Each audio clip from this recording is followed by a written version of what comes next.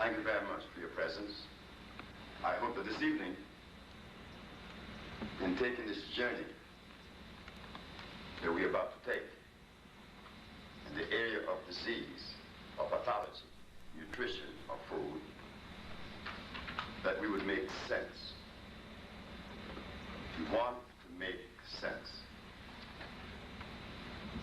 Above all, we must make sense. It is necessary that we make sense. We don't want to regurgitate words that are loaded, but they never make sense. Like, for instance, nutrition. The word nutrition will be discussed today. We show how genetics dictates our nutrition. Now, this should have been shown to us, ever since we were removed from Africa. This should have been shown to us by our historians and ecclesiasticians. Why does it have to come from an herbalist? From an individual that has no credibility in the community? An individual that's looked upon as a voodoo doctor, as a persona non grata. That is the position that the healer has been placed by today's society. Yet, as we look carefully at our Bible, it says that the herbs is for the healing of the nations. The herbs are for the healing of the nations. In Genesis, in Ezekiel, and Revelation, that you would not make any mistakes in the first, middle, and last. So what is it that could be taking place that if someone comes with an entity that may diametrically oppose the one in existence, but yet equitable, why should that entity be looked upon as something other than complementary? Sister 𝐦𝐨𝐵𝐞 was saying that we cure AIDS. Sure we do. Not only AIDS. It is difficult for us at this point to understand or even to think that AIDS could be cured, and especially by a black man. AIDS is not being cured by a black man. AIDS has not been cured by me. AIDS has been cured by God. You see, we have been playing with philosophy. We have been playing with mathematics. If you ask anyone who has been to school, they will tell you that mathematics is a complete science. Everyone would say that. It is a complete science. If mathematics was a complete science, everything built by it crumbles. What happened? Everything made by it crumbles. It has to. Because the creator of mathematics is only a product of life itself. So how could he come with a structure or something to add to life procession? Then we are saying that life needed mathematics to exist for life to perpetuate herself. No, life was here trillions and billions of years before mathematics came into existence. How did life support itself without mathematics? How did the African live in the jungles of Africa with lions and elephants and giraffes and a whole lot of snakes? How did they live without mathematics? And did they live healthy? These questions need to be asked. We need to ask these questions if we are to travel into the 21st century healthy. Because if we begin to take inventory and measure from where we at now, compared with that of our forefathers, we are at a deficit. We are at a gross deficit, in which, when we reach the 70, we're satisfied. No. Our ancestors lived hundreds of years. And there are people on this planet that I have visited throughout the world that live over 140 years on the average. Not an individual out of 10,000. I am talking about the average. I came back to New York once and I told someone that men in certain villages of South America fathered children in their hundreds. And then the man said that he had the milkman helping him. He had to say that. Of course he had to say that. Because from his perspective, it was all over with. So therefore, he assumed that everyone lived in that world with him. No. No, no, no, no. Each and every one of us in this room this evening, we are different. We see things different. We're not better. How could I be better than any one of you here? Didn't we came from the same gene pool? Didn't we all came from the same gene pool? So we don't want these mathematical words to interfere with this journey. Because if we use them, we're going to be at a deficit this evening, like for instance, better or worse, good and bad, inferior or superior. No, we have to throw that stuff out. Because in the forest, that simply does not exist. In life itself, it does not exist. Like for instance, if we are to use the word good and bad, superior and inferior, then would we say that the soil is inferior to the rain? Or water inferior to fire? Or superior? Aren't they all necessary? Aren't they all needed? Would we say that our liver is less important than our heart? Or that our fingers are less important than the kidneys? Can I say that? Because everything that was given to us on our body by Creator was for specific use.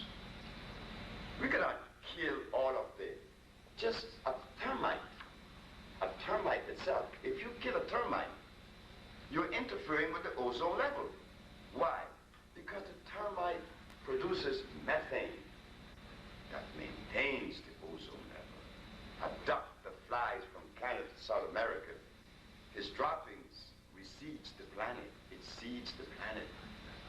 You see, the elephant, his droppings begin to fertilize again, replenishes the what? The Serengeti plain. All of these things were made by Creator, by creation, for a specific purpose. Oh, we could easily say that. Well, there is no purpose for an ant. An ant is very important, just as important as you. He was not made just to crawl around, or a fish, a snake. We all have purpose. So if everything has purpose, how could we add mathematics within that particular structure or philosophy? See? So now, we're going to abandon philosophy and mathematics this evening just for a second to understand what it is that is really going on. Now, we talk of nutritional pathology, but we want to understand what it is. Why is that my body's sick? I am sick. I go to the doctor. I can give me certain things, but my disease is manifesting more and more every day. It's compounding. Then one day I go to an herbalist. I say, well, let me go try an herbalist, a natural doctor. And when you go to him, he gives you comfrey. Oh, yes, there are a lot of people in this group here. How many people here know about comfrey? You see, many. Good. And it's a very good plant. Am I right? No good. You see? Wrong information. That is what we are talking about. You see? We are told that comfrey is good because comfrey would knit your bones. Comfrey is known as 𝐭𝐡𝐢𝐬 or knit bone. It is also known as what? As consuelda.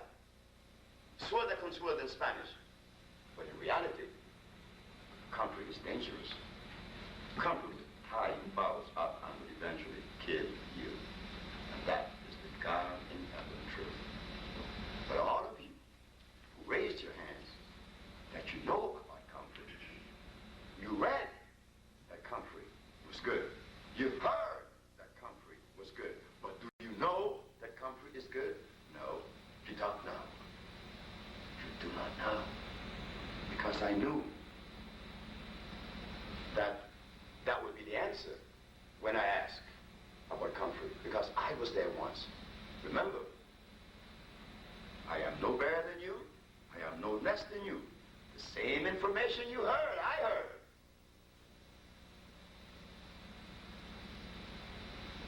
But what happened?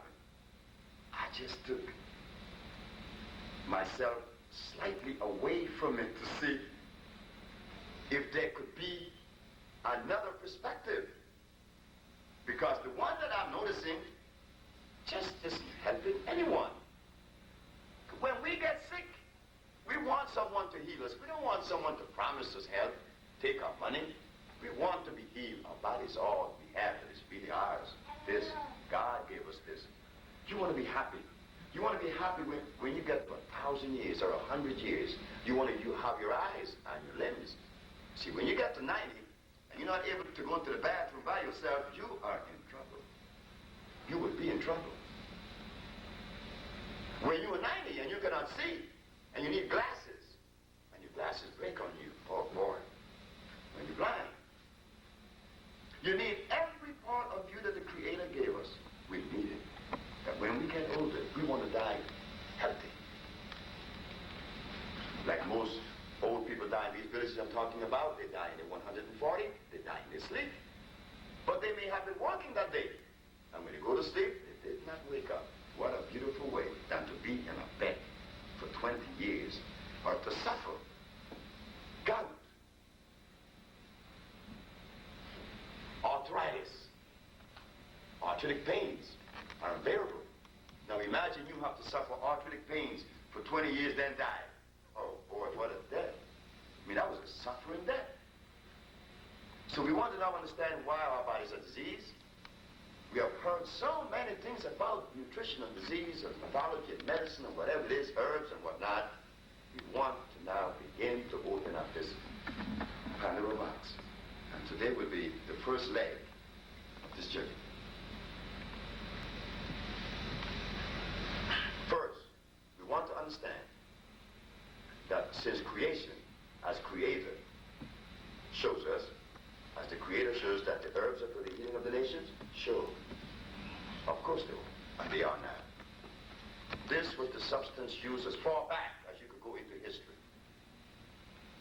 The father of medicine, or the man that was given the title or the credit as being the father of medicine, was Hippocrates. But really, it was Imhotep one way back in Egypt.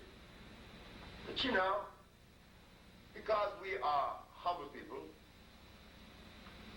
it doesn't matter. We have no ego to defend when the Caucasian claimed that Hippocrates, the father of medicine, many of us knew he was not. But why say anything? Even if you did, so what? The media is against you. Then the media was against me. Like the sister said, when I was arrested, everybody knew that I was a charlatan because this man claimed that he cured AIDS. This ad was in the newspaper, in the Amsterdam News and the Village Voice. But when I won the case in the Supreme Court, proving that we cure all these diseases, you didn't hear anything about it. Why? Because we do not control the media. It's as simple as that. So Mr. Hippocrates was given the credit. But let us give it to Hippocrates again this evening. He was the father of medicine. Cure all disease. What substance did he use? Herbs or chemicals? You see? Herbs. Had to be herbs. Because there were no chemicals. And he cured every disease known to man. Now, shouldn't we, the populace that are sick, go to a physician and say, hey, look, is it a fact that, is it true that Hippocrates was the father of medicine? Yes. And that you took the Hippocratic oath to become this what you are, doctor? Yes. Then, why are you using chemicals? Why are you using these chemicals? Justify these chemicals. No, we don't ask them to justify anything. Because the food that was given to us 400 years ago prevent us from asking those questions. That very food is the food that has us saying, I am better than you. Or, well, I don't think that I am as good as Paul. Let me tell you that God made one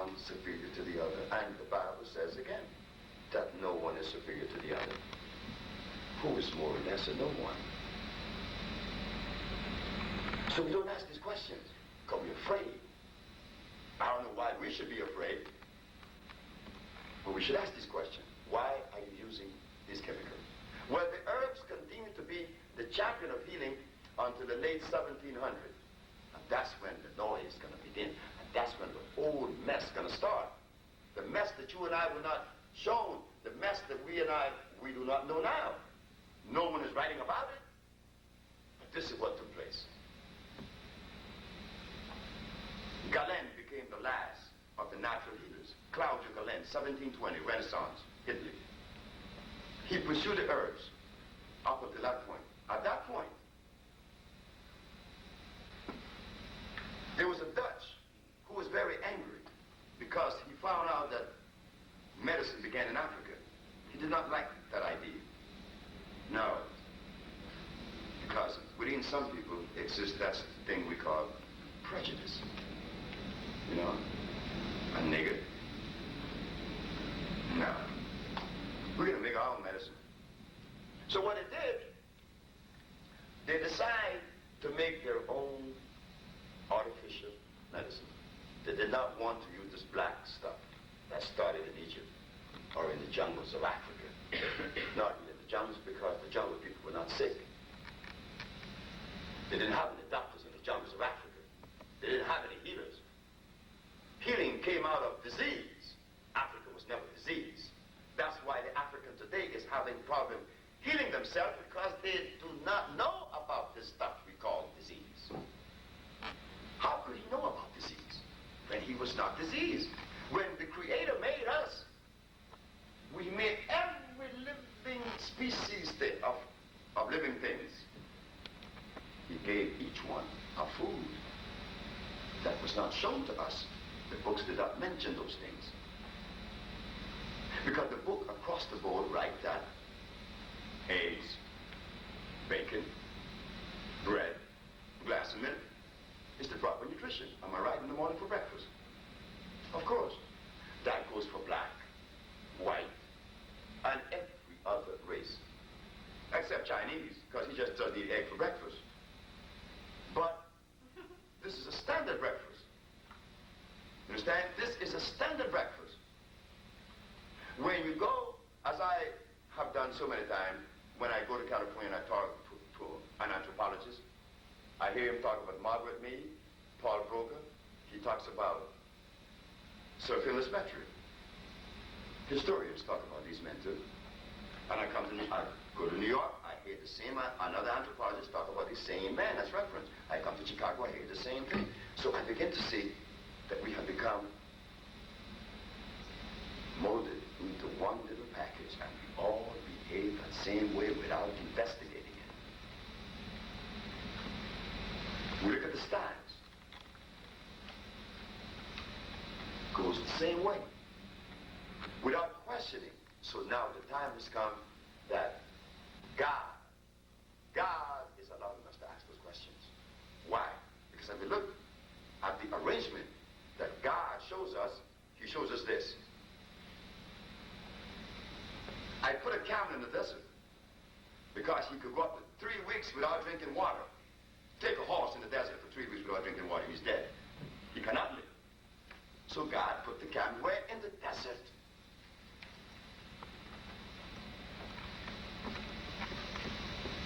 He did not put a gorilla in the desert.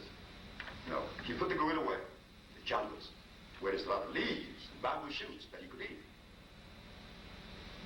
He put the polar bear in Alaska. He put the llama in South America. He didn't put the llama, although he looked like a camel, he did not put that little animal in the desert. He put him where? In South America, because the climate is consistent with that particular cell group, and the food is there for that cell group. Now, I hear African people say, well, you know, I am studying Chinese philosophy. Or I'm studying Indian philosophy. Or I'm studying Plato. The same man that's telling me that he's studying Plato is eating bacon and eggs. The first person he should have study was who? Himself. But that person was removed from him. And now we are vulnerable. We are vulnerable with this so devastating thing we call disease that goes deeper than you and I would ever realize. It goes so deep. Disease goes so deep. First, it does one thing. Above all, it breaks your energy. It takes away your energy first. Then it breaks your will. And then it begins to eat more away on you. It's going to own you now. It's going to make you hate yourself for the rest of your life until you die. I know I was on the verge of killing myself because I was diabetic. At 29, diabetic. Asthmatic from birth. Impotent at 29. Could not have sex, but was not afraid to talk about it. Because many men have a problem with that. Oh, they talk about their arm is no good. They talk about being diabetic. But when you talk about sex, no way. You don't get any man to talk about that. Yet it is the very thing that begins to divide his house. But the poor individual doesn't know that it's not his fault. And having poor sex is just as bad as having poor eyes or hating your neighbor. It stems from the same cause. The same cause. Now we understand why we said that the 21st Consortium is presenting the speech that shows how genetics dictate our nutrition for our survival into the 21st century. Are we going to continue on the same path that we have been on for the last 400 years? We cannot talk about prior 400 years because we live in the forest and we didn't have any potatoes and we didn't have any carrots. I know I was in the market today and this woman was selling a whole lot of ham hocks. But there was a man that walked in this morning. This brother walked in this vegetable place. He's right there off of Stony Island and what? On 87. And I was in there watching these people buy these ham hocks. And I said to Naima, Naima, how beautiful it would be if we could reach our sisters and tell them not to eat that. She would not have those varicose veins. The brother would not be sexless where he have to worry about tumors in his prostate gland. You know how many men survive 55 without having a prostate problem? And we hide it. We hide it because it's a disgrace, not realizing that it's the same society that you want to defend has afflicted that on us. That's why I was impotent. I was impotent, diabetic, asthmatic from birth, wearing glasses at 27. I was going to India, and I said, damn it, I'm going to blow my brains out. 4 wives that left me now, I just can't live anymore. Why? Because I too traveled the road, the only road that was given to us. And that road is who? The doctor. After seeing 5 urologists, endocrinologists, seeing respiratory therapists, my lungs, I couldn't tie my shoes. Now, there's a young man who was teaching at Harvard University by the name of Harold Evans. Harold used to have to come to my house and tie my shoe because I couldn't bend to tie my shoe. And then that's the society, that's the same society that we defend. The one that has enslaved our forebearers and allowed them to eat the food that you so like that is killing us now. That is the journey that I do not like to see. No, the substance that we make, we know will be cured. But you know why those people were cured? I had to stomp on them. I had to break their backs. I had to stay on their heads. I had to threaten them. I threatened them with some of the most absurd things. To have them not to eat that stuff that I know is dangerous. And that was the beginning of these people that was healed. Of AIDS, of blindness, of diabetes, of sickle cell, of a whole bunch of disease. They stopped eating the stuff that the slave master gave us. And that is the stuff that we fight to maintain today. So what are we to do now? We have the cure. But the cure needs you. The cure needs you more than it needs me. I have to get on it. Last night someone called.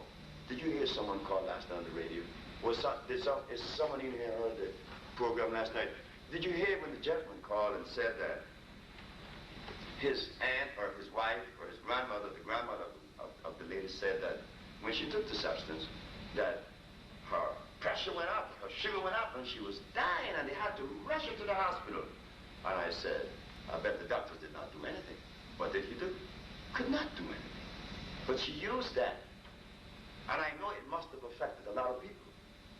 She just came to me. The man said that she got a treatment, and then she got the second treatment. Why would he accept a second treatment if the first failed? You see, he was telling on himself, but he didn't hear that. And I tried to talk to him nice because he deserved that from me. I know where he lived.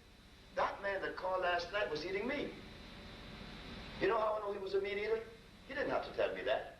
Because if his aunt took the stuff, just for a month since I've been coming to Chicago, she's been seeing the doctors for 20 or 30 years, and he gives me a month to condemn me. If he was not eating meat, you'd think that he would put more common sense into it? Sure he would have. Realize more. Understand more. But now, that is why it is so important that we understand what is nutrition. Consistent with who? Am I supposed to eat carrots? Yes. Why? Because they're good for your eyes. No good again, just like the comfort. But that is all the information that we have.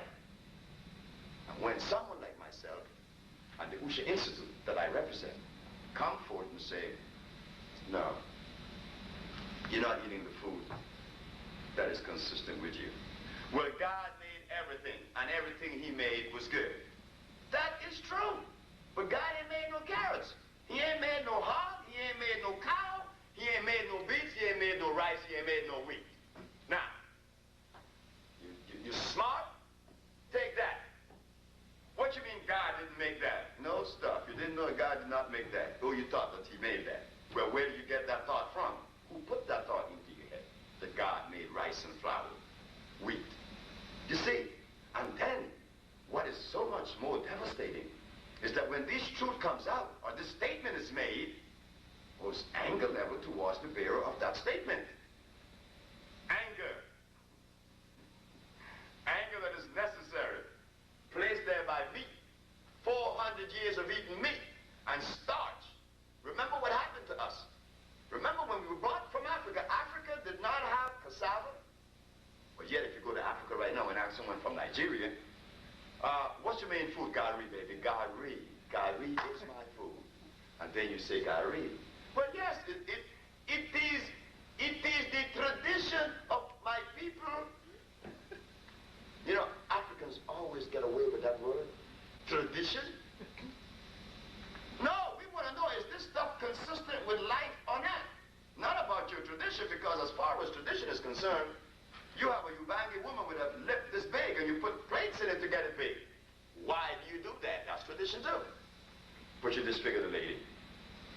It is the tradition of the people that I was born in Central America to give you the same thing, ham hocks. You know how I felt when my grandmother had ham hocks in her beans? Like we were actually living. At least we have some meat in the beans. And my grandmother was poisoning her grandson, which was me. But my grandmother loved me. So is my mother. So your mother. So all our mothers. There isn't any black mother that doesn't love her child, even those who want crack. No. She's on crack because the society placed her there.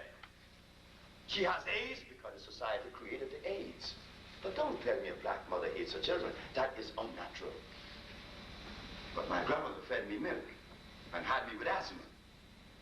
Am I supposed to condemn my grandmother for give me such garbage? No, my grandmother just simply did not know. And where did my grandmother get that information from? From the same individual that enslaved her great-grandfathers and mothers. But now the time has come that the information has to be questioned. And we have got to indict the community, the leaders of our community, the physicians, the politicians, the everybody, because our bodies are sick now. We are sick. We cannot be sicker than what we are now. I mean, look, we're sisters. Now, I was a little boy, 15 years of age and 16, playing with little girls, and older woman in my 20s. I didn't hear anything about fibroid tumors. There may have been cases here or there, but now, you are not going to reach the age of 16 without a fibroid tumor. I don't care who you are. No. And young men, you're not going to escape 30 without prostate problem. I don't care who you may be. No, you're going to get it. Why? Because we were trained, not trained. We were forced to violate. We were forced to violate. Forced to violate the food that God gave us. That food that God gave us in Africa. You think that God gave us, placed us in Africa, and did not place our food with us? Oh, he's going to do that for the gorilla. He's going to do that for the polar bear. He's going to do it for every animal but us. What kind of God is that? No, God just doesn't do that. God feeds and supplies everybody with their needs. So what was the food that God gave the black man in Africa? I mean, I can't answer that question. Because the answer I'm going to get is the answer I get from the Africans. Well, you know, God gave us rice, gari, cassava, sweet potatoes. I said, African, banjo, this food is not African. This food is European. The African did not indulge in hybridization or cross-pollination. You see, the African were a race, and is a race now, totally satisfied with what the Creator gave us. The African did not violate that. We are not guilty of violation. That's why I don't pray to save me from my sins. See, I never was sinful. I never felt that. I do not pray to save my soul from sin. Why? Check it out. Just check it out. Check where God placed me. In Africa. And while I was home, I did not have any alcohol. Did not have any money. I did not have prostitution. Did not have jails. I did not have lawyers and judges. I did not even wear clothes that were so clean. My mind was so clean that my woman didn't need no clothes on her body. Because when I talk to my woman now, do I talk to her vagina or I talk to her eyes? What do you talk to when you talk to another individual in front of you? You talk to eyes, isn't it? So if your head is clean, the person should have no clothes on and you would not see any nakedness. You talk to eyes. That's how clean we were. Now, and then, we had no clothes, wore no clothes, and there were no rapes. There could be no rapes because we were cosmically in tune. We live according to the dictates of life itself. And animals just don't have sex every day. Now, where did we learn this one from? And I remember when I used to get mad at my wife when she didn't give it up. But women just aren't like that. Women are more in tune than we men are. So here we are now, violating. In the middle of violation, and we think that we have to save our soul from sin. Well, I don't have any soul to save from no sin because I lived in Africa exactly the way God placed me with the food that I was supposed to have and everything I needed. And one day, somebody took me away from my godly given home, brought me to another land, fed me garbage, and all of a sudden, I have to save my soul. Now, what sin have I committed for me to save my soul? No, I do not live in fear. I save no soul. I have no soul to save because my soul is always clean. And this is the beginning of healing and understanding. But we don't want to get to that point because we're scared. We have a soul to save of sin, from sin. What sin? I don't know. But we are sinful people now. No, we are sick people now. We're not sinful. We never were sinful. Black people are not sinful. We are sick.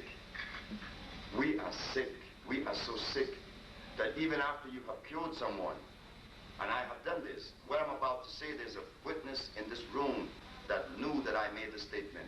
A young man in Chicago, in St. Croix. He used to walk, you know, with,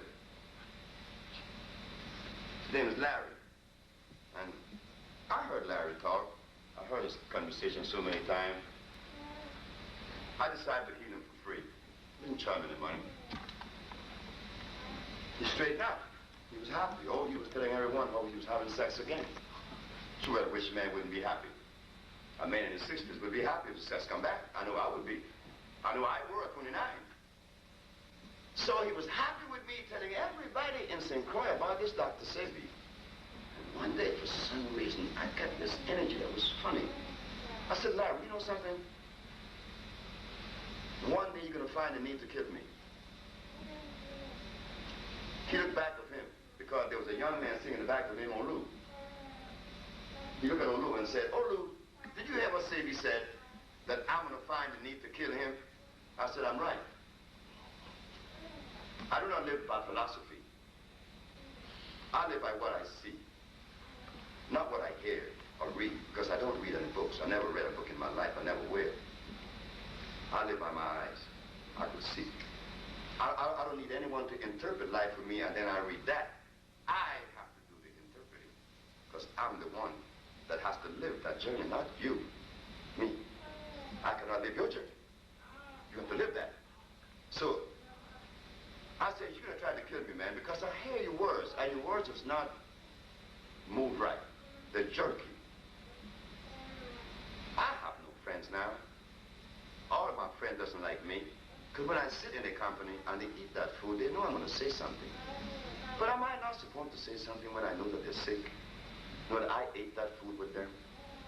This man came one night and borrowed a gun from another individual that died already in Los Angeles, named Barry, and got a 45 to come up my house, came up my house to kill me.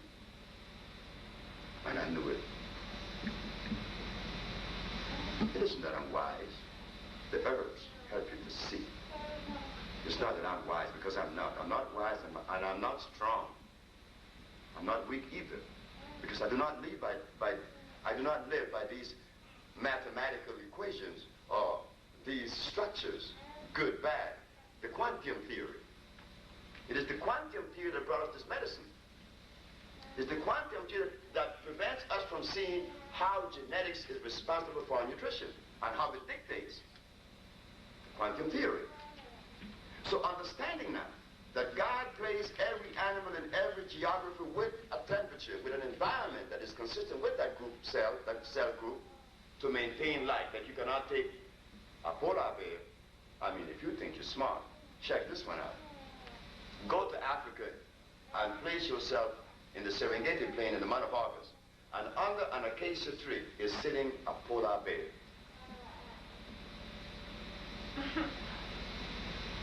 And you look at that, you may get a heart attack, because you know that this is impossible. But why does your senses tell you that this is unnatural to find a polar bear sitting with his leg crossed under an acacia tree in the Serengeti plain in Africa? Why? The senses tell you that this is out of balance. The polar bear belongs where? You see, the senses know that. So we have to put our senses back into all aspects of life to help us to decipher this particular problem that we are faced with, because we are sick. I know we are sick, because I was the sickest of them all.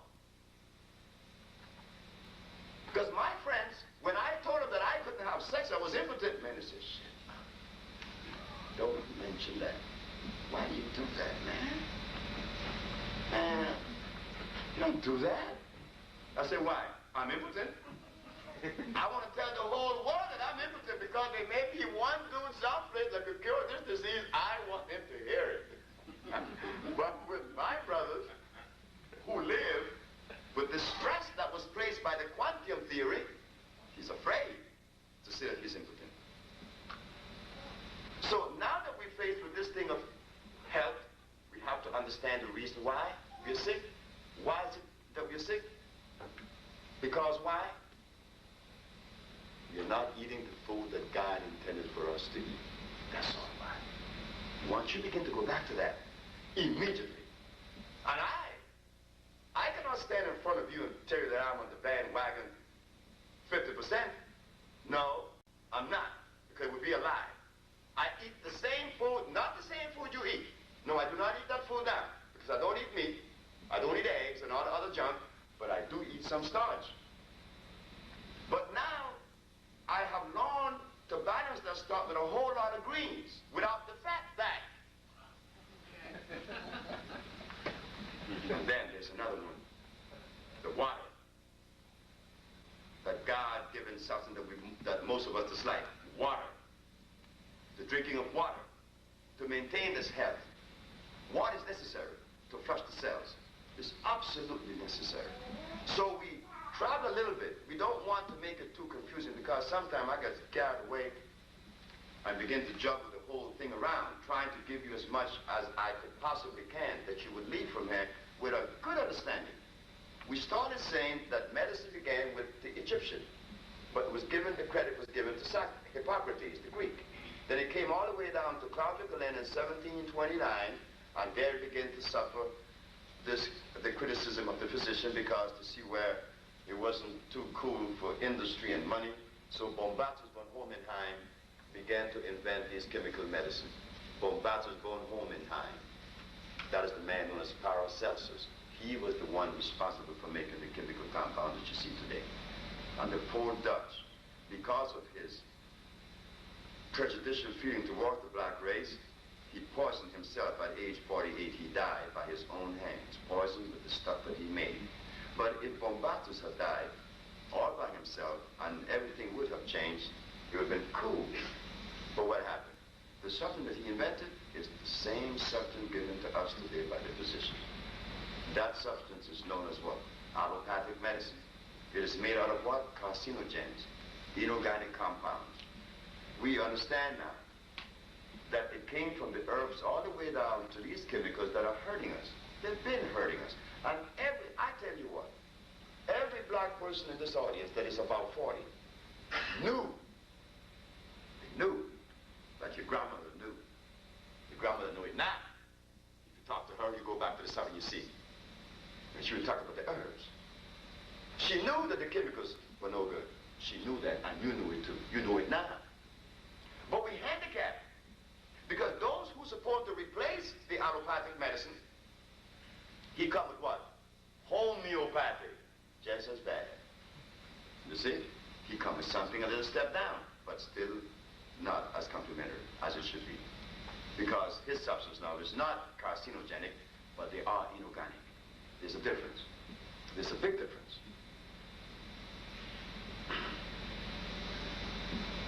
The doctor uses chemicals that will hurt you and eat you up. The homeopathic doesn't do that. He gives you something that just clogs your system because it doesn't assimilate, because it's not part of you. He uses oxides. The body's not made of an oxide structure. It's made of a phosphate structure. When you burn a body, it burns to ash. It's phosphate. You burn a piece of wood, it burns to ash. Phosphate. So the substance that needs to be used would necessarily be phosphate. But within the phosphate environment, you have some artificial one, like the camphor we mentioned. Why camphor is dangerous? Because it wasn't made by creation. So the healer now cannot use the allopathic nor the homeopathic. He had to use what? The natural. The natural. But now even differentiating between what is natural or unnatural is a problem, because when I gave the speech in New York that carrots were unnatural, oh boy. I mean, they threw rotten eggs at me. I couldn't walk the street. They hated me. Brother said, nigga, I thought you were smart. But up until that point, when you said that carrots were artificial, man, I have no respect for you. I said, but you have a right to say that. You have a right to say that, and he did have a right to say that. Imagine when you only know one perspective. If you only have one perspective, how are we capable of scrutinizing the one perspective? You only have one. You have to have another to make a comparison. Am I right? It's like a husband. You were married twice. You can compare the man before the one you just didn't have now. Because you had one first. You can tell the difference. But you only have one all your life. You know what another man was like, could be like. And his life, you only had one. Which is good in the case of matrimony, but in the case of this thing we call pathology nutrition, baby, we can't use that now. This want that exists, we have to question because we know that our health has been dwindling since the slave were brought. When the slave were brought, do you see the fat slaves in those blacks? You don't see no fat slaves. They were black, strong as hell. Now be all kind of shades. They have hybrid us. We are hybrid now. Mixed with white people, weakened down. Now our bodies are sick, and we want to strengthen it again. But we hear a whole bunch of stuff as far as nutrition. So you came here today hoping to hear something better, something different, something different. You want to hear that. Because, we have diets, upon diets, and different kinds of diets. We have the Bahamian diet, we have the, they have the Bermudian diet. Now, do you know about that one? The Bermudian diet is out. The base is soybean, the same as the Bahamian.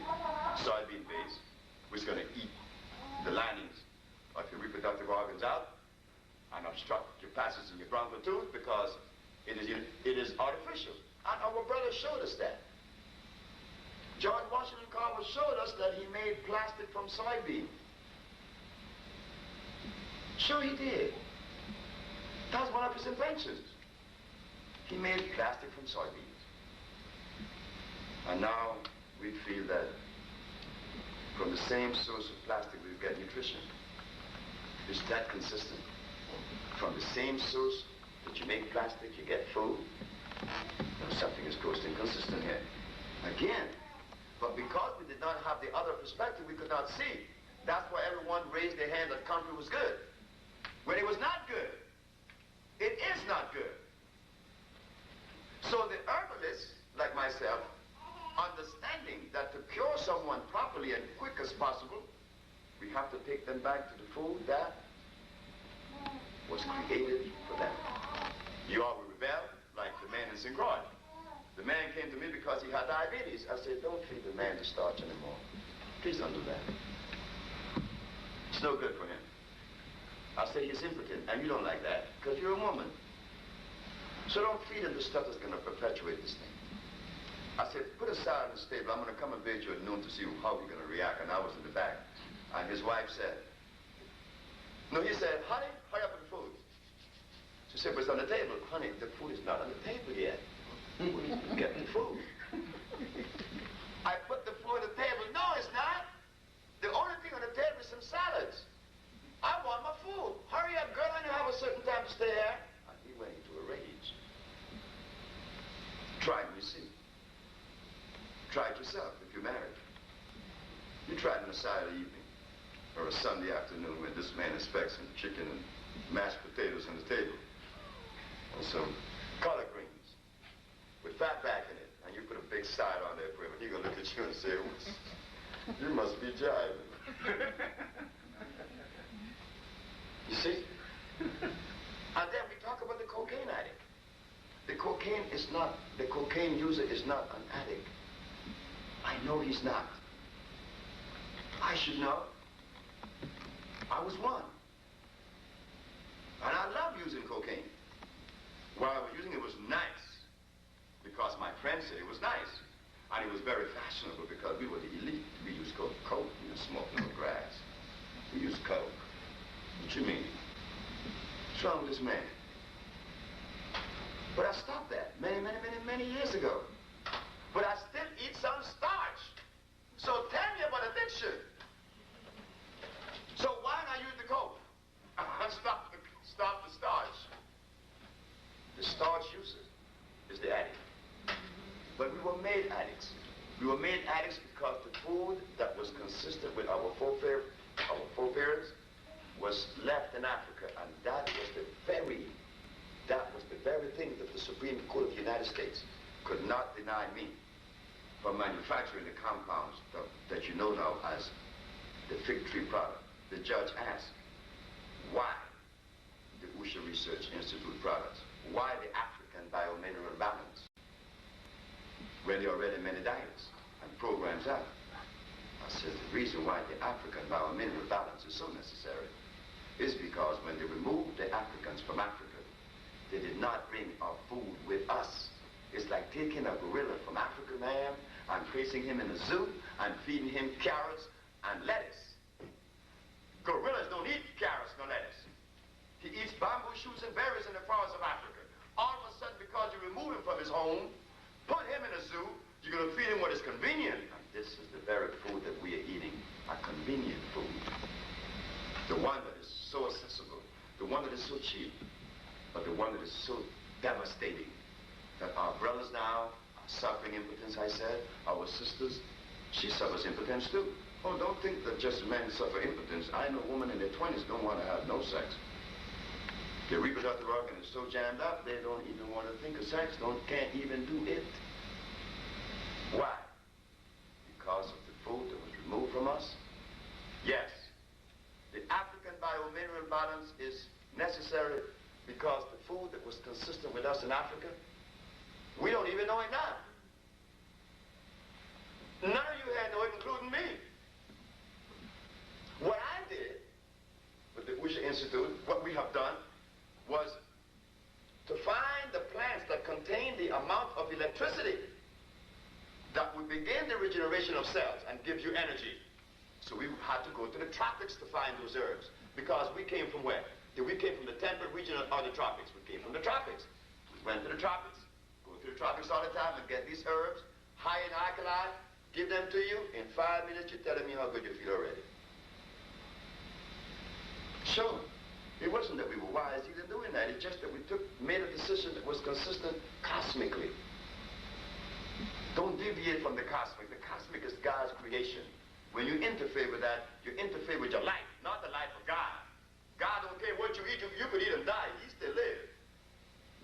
But if you want to live, you have to be obedient to that particular cosmic arrangement. But we are not doing that.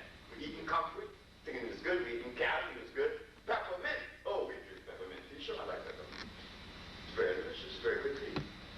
Peppermint is very good for you. For what? I don't know. Because it's artificial. It would freeze your brain. But it says in the health food stores. So what do we do now? So how do you think they see me? I mean, I just came back from England from talking to some people. They were happy. Oh, they were happy to see me. In fact, we go into England to open a place.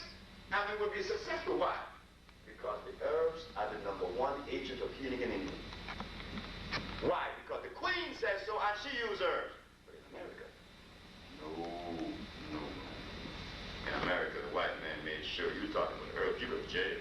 And if you win the case in jail, you're going to label you as a voodoo man. Do you do voodoo? They ask me the question all the time. It is impossible for a black man to be equitable unless he's indulging in voodoo. Not that he's cosmically sound, not scientific, because I'm not scientific. If I was scientific, I'd come with the chemicals. I'm not that. I'm natural. I'm the man that is sinless. I'm not the only man that realizes that we are not sinful. I know some other people that I've met in my life that knows that they do not have to pray to save their soul from sin or cleanse their soul from sin, because they realize and they know that they were not sinful people and that we did not come from sinful people. We came from godly people. But now, because of the food that we were forced to eat, it changed that whole thing around. And we find ourselves first hating ourselves. I don't like the way I look. I gotta change my cheek. I gotta change the color of my hair. I need this, I need that. So everything now began to change because the food that we were eating allowed these things to happen, come into our life. And we began to hate ourselves first, and then the neighbor, and the next one, and the next one, and the next one, and the next one. Because it is impossible for someone to love themselves and hate someone else, because there's no room for that. There could not be any room.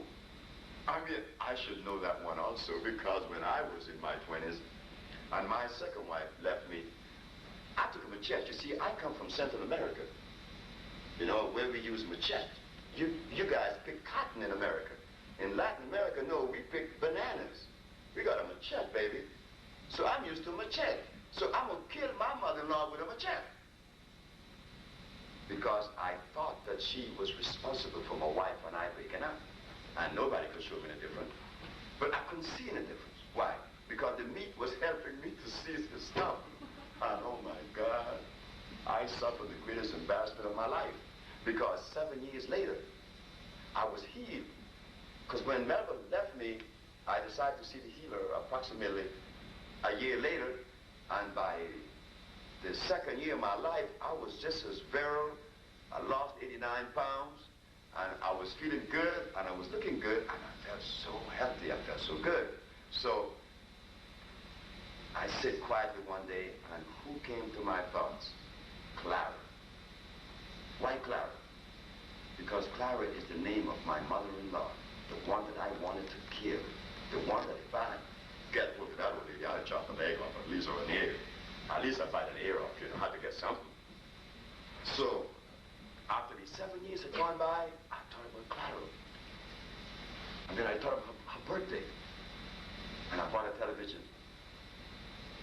An Emerson television. I seen it. And I took to her. And she looked at me at the door. She said, "What's wrong with you?" I said, "Well, I don't know. Something happened." Then she looked at me. She said, "You lost weight." I said, "Yes." "Well, your wife is married." I said, "Well, that's fine. I'm glad that she's married. I hope that she's doing well." This man has changed here. "Are you all right?" I said, "Yes." "You look different." I said, "Well, I told the story about the men who came in Mexico." I said, "But to cut a long story short," I said, "Here's a television. I want you to have. I want you to have this. This is your birthday. I know it's your birthday today." And we both cried. Because, see, disease, how you doing some stupidity. Like living in a house with the same woman and not speak to her for 17 years. I know cases like that. Disease, that's that. It happened right in the West Indies. I paid a man to live in the same room with his wife for 17 years, did not say a word to her. But as soon as his diabetes left and his penis start getting hard and his back wasn't hurting, he came to me, he said, "Hey, go knock on that window and tell that lady that I love her." I said, "Charles, you did not hire me to go and mediate between you and your wife. You hired me to heal your body." "But look, man, I want you to do me a favor. Go tell the woman I love her because she lived there, you know, he run the story down to me. But it was his disease, it wasn't the woman." He said, "I'll tell you what, I'll go with you." And we both go together. So I went together with Charles. And I knocked on the woman's door. And she opened it half. You know, it was a door that opened, you know, these doors that open. Dutch door. Yes, one half and other half. She opened the top half. She said, "Hi." But when she opened the top half, he was behind it. But she didn't know. So I'm standing there. She said, "Hi." I said, "Hi." But I've been going to the house for 6 months, dealing with this man. I've not seen this woman. I have not seen this woman. She says, "Oh, I know who you are." Like all women, they know everything, and which is a fact. That's not saying it facetiously. Woman knows everything. We men think you guys don't know, but that's a lie. I know different. Woman knows everything. So this woman said to me, "I know who you are. You're that healer that come from 𝐤𝐴. I said, "Yes, ma'am." "Well, I tell you what, Charles is doing good, and I know he's doing good because he's in the yard, he's watering the lawn, he's doing this, he's doing that, and he looks good." I said, "Man, Charles is standing right behind this window." "Oh, he has something to tell you." "Oh, yeah?" Like a woman, she came out and stood right in front of Charles. "Hi, Charles. Been 17 years you spoke to me, Charles. How come today?" I said, "Oh, God." I mean, that kind of punishment I don't want. I don't ever want a woman to talk to me like that. I mean, that's embarrassment. That's utter embarrassment. He said, he played with his fingers. And she's standing there, "Well." "Well, I just want to tell you that I love you." "Well, I know that. You were just sick, boy." Hey, she hugged him. I mean, this was the most beautiful thing that I've seen in my healing journey. Because he then told me, "I want you to heal her," because she has some very close veins. Her sugar was kind of high, but she was not as bad. Her pressure was kind of high, and she was a little bit too heavy. Look, in a year time, she was slim and nice and he was strong. They went on a honeymoon on one of these Norwegian trips. Now tell me about disease. Remember when I got there, he had diabetes. He was impotent, had gout. Oh, remember the gout. The gout was eating him up. That's right. Now, he had this man with gout, diabetes, and a whole bunch of other stuff, living in the front part of the house, and the woman in the back, and he did not speak to her. Why? You think he didn't love her? Sure he did. But his disease preventing him from letting go, from reaching out and hugging. You know the hug? I mean, I need love. I love love. I love a whole lot of it. The more I get, the better I feel. So in order for me to be a recipient of this love that I so like and need, am I not supposed to be a giver of it too? I mean, that is how simple it is. I mean, that's the love that I expect from each and every person that I meet, because that is all I have to give. But when I was eating meat, and I had my diabetes, and I was wearing my glasses and was impotent, I didn't like nobody. I couldn't like you or anyone else because I didn't like me. Because I was sick. I was eating the food that was forced on my forebears, and that was starch and milk, which obstructed my arteries, confused my brain, brought inflammation to my prostate gland, had my nerves so bad. So you see, going back to God, that is always the answer. But going back to him, we have to be careful in selecting the things and know what he made, like in milking a goat and in milking a cow. There's a difference, isn't it? The milk that comes from the animal that God made would be good, right? But the milk that came from the animal that comes from the animal that God did not make, that would not be too good. So which is the animal that God made between a cow and a goat? Oh, he made both, right? Well, no, he didn't. He made the goat. He did not make the cow. So when you make a goat, the milk is alkaline. But when you make a cow, it's acid. You know what acid things does to the body? It eats up your body.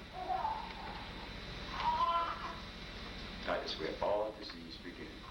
Erosion, mucus in the body, because we're not eating the food designed for us.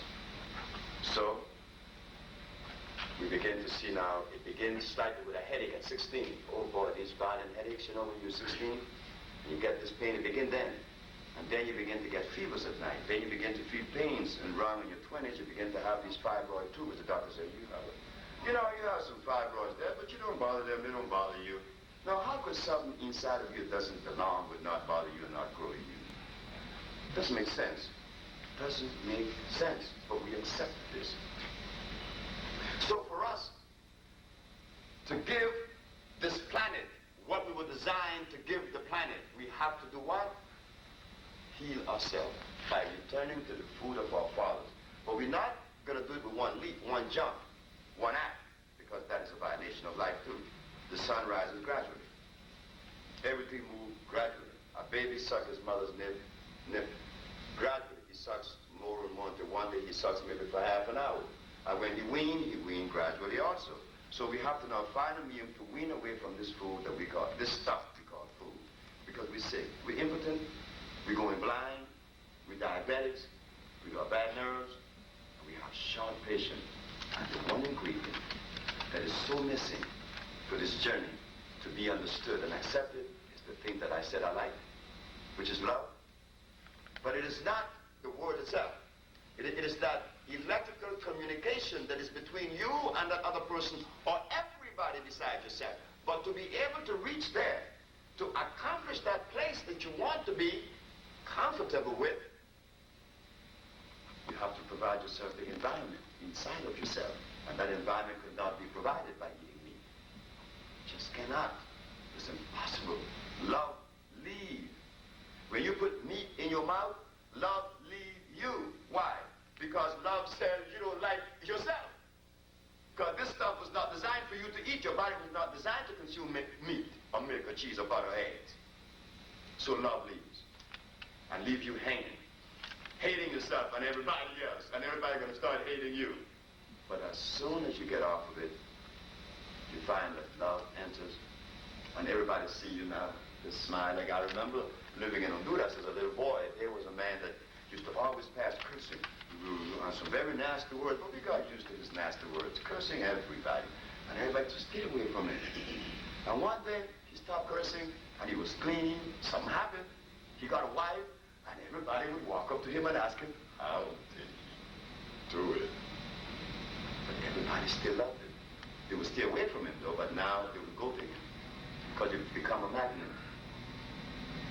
So for us to journey into the 21st century at the same pace that we are on now, well, there would be no black folks in the next 10, 20 years to see the 21st century because they have predicted AIDS is devastating and many other diseases plus the nutrition.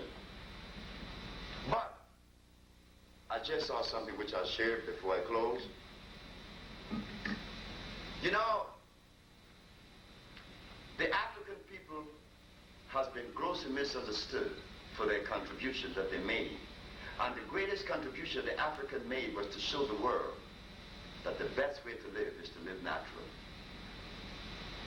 That was the greatest contribution the African was able to make, is to live naturally and in harmony with the planet that supports us. That was the most important thing. But because we are ashamed, or became ashamed, of the place that our foreparents occupied, such as the not clothes wearing, that was indicative of a savage. And then we begin to look at our foreparents as savages. But they were not savages. They were natural. They were very natural.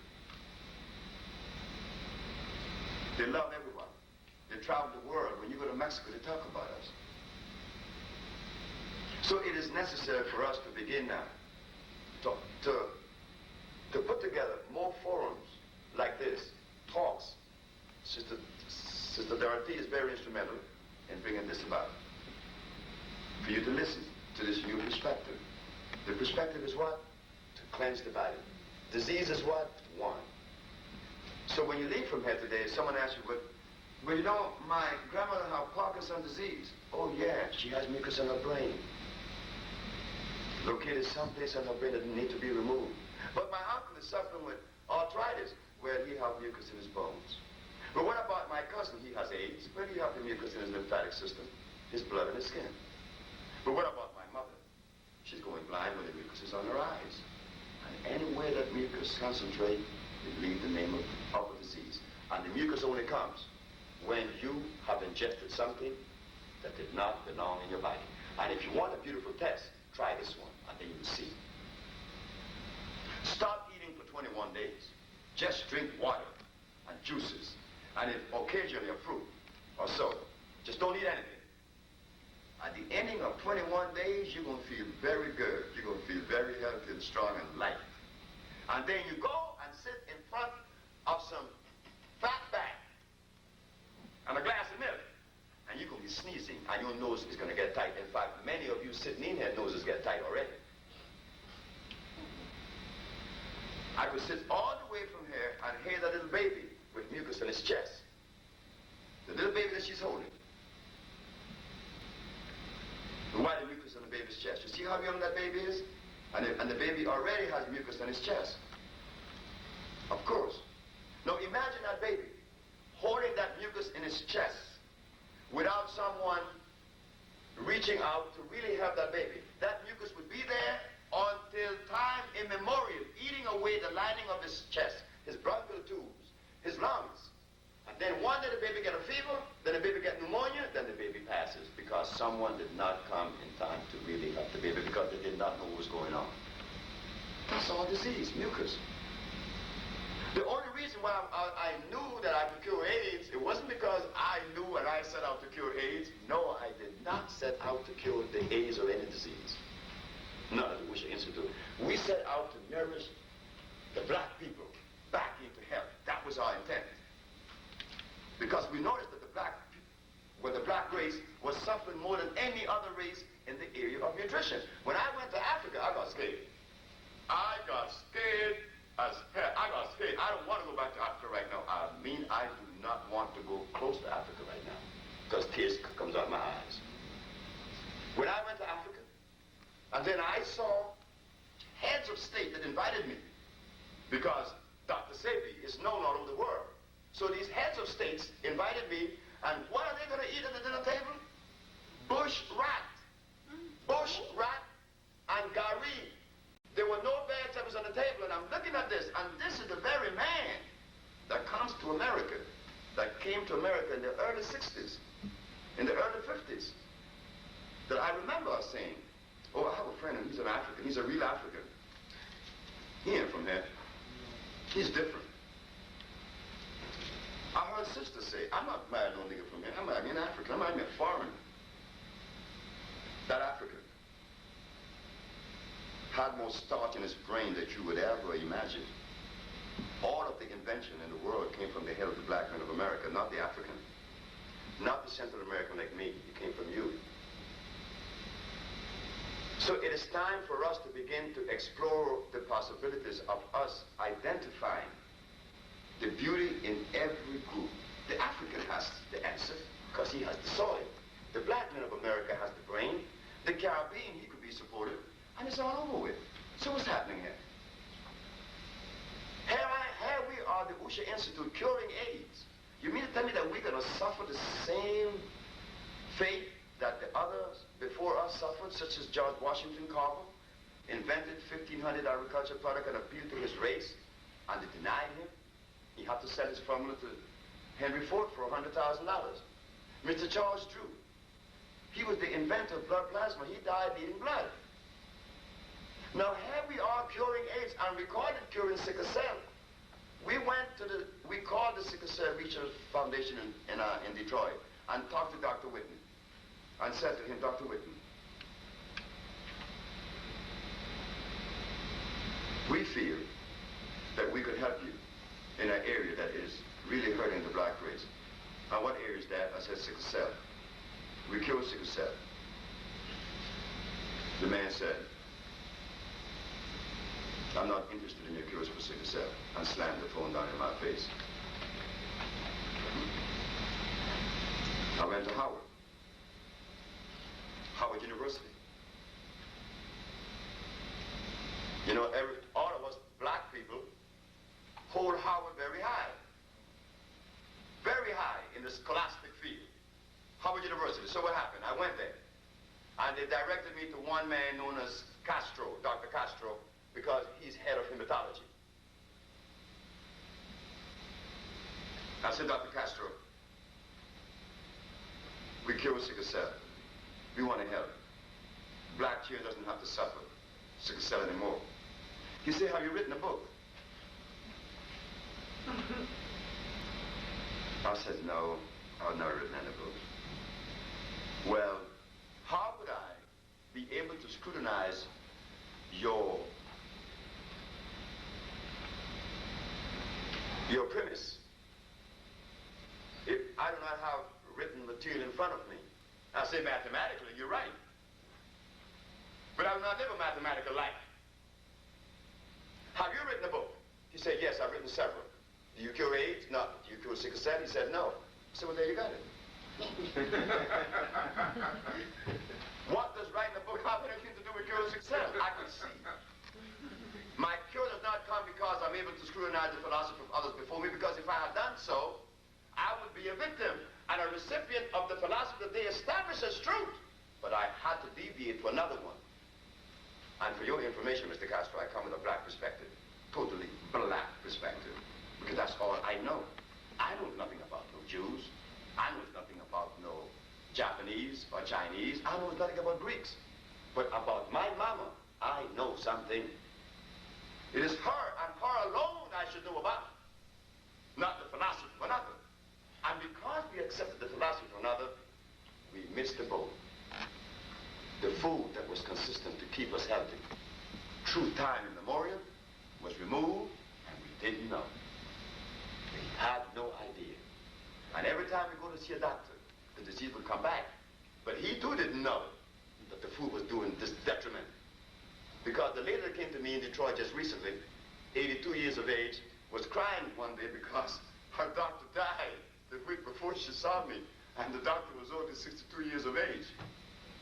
She was crying because she was scared. If this doctor died, and she's older than him, what was it that he was giving her that he could not give his own self and save his own life? If he could not save his life, what was he doing to her? And that's why the lady was scared. Did it work? Sure it did. So we want to now make sense. Because I'm going to ask, there will be a period of some questions and answers in a minute, and I want you to ask the question that you always wanted to ask. I mean, I, myself, I'm now 55, but I still feel 14. When young men in their 20s tell me, sir, I feel undeserving of that, because I still have the same feeling inside of me I had at 15. Which means there is not a person in this room that I do not give my love and respect to. I was never a disobedient child. I'm not disobedient now. I was sick once, full of hate and rage, but I got rid of that right quick. But I'm saying that to say this. We want to make sense. I wish that I was in the audience, listening to a man say what I just said. That there's only one disease, and that he cured AIDS. I mean, I wish I was in the audience, listening to a man. Unfortunately for me, I became the man I want to hear. I became the man I want to listen to. And maybe that's the fact. Maybe that's the truth too. But I don't want to be the man sitting in front of you. I want to be in the audience. Because I want to hear what this man sounds like. I want to see what I would do for him. What I could possibly do to help this man. Because if I'm your brother. I am your brother. The 𝐦𝐨𝐬𝐤𝐞 Research Institute represents you. And we claim to cure all these diseases, and we do not in any way deserve your cooperation. Sure we do. We need you. Yes, we cure these diseases, and we do these things so easy. Easy because we are able to remove you from the food that was totally inconsistent with your journey, your cosmic journey, your ecclesiastical journey. My brother was a preacher. He just died last year. People in this audience met my brother. My brother did not like me too well because he said I didn't go to church. No, I don't go to church. But that has nothing to do with my relationship with God. My relationship with God is direct with God and me. No middleman. I don't remember God hearing saying to anyone to be a middleman. That's in business. And that middleman can't help you, and no preacher can save your life. You have to be the sacrifice. You have to be that person that understand what God is and give yourself to that entity. No, I don't go to church, but you drink cow milk. You violate God more than me. You talk about God, you eat rice. You drink cow milk, boy. You eat meat, you eat pork meat, and you tell me about God? Behave yourself. God ain't made none of that. His Bible says, render to Caesar that which is Caesar. But no, I can't talk about those truths anymore.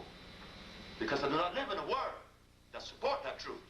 That truth become offensive because I like my pig knuckles. I like my bacon and my eggs. And you tell me God didn't make that? No, he didn't. So you preach and you lie. And he died. He died with a fungus in his brain. And then refused God's medicine. Well, that wasn't strange to me. All preachers refuse God's medicine. Everyone. And this is why we are sick, because we use the preacher as our shepherd. Fine, you are my shepherd. Where are you leading me? Where are you leading me? Now, let us not feel offended this evening because I'm up to my neck with this thing of having to make excuses for people, the preacher. Now, he does not use God's medicine. He does not eat God's food. What is he doing? And what is he doing to us who believe that he's on the path of righteousness? I mean, the only man that came to us telling us to stop eating the stuff was Elijah Muhammad. Elijah Muhammad, the only man out there saying, don't eat this. Everybody else was eating everything, and all of a sudden they eat pork, they eat chillings, and I'm spiritual.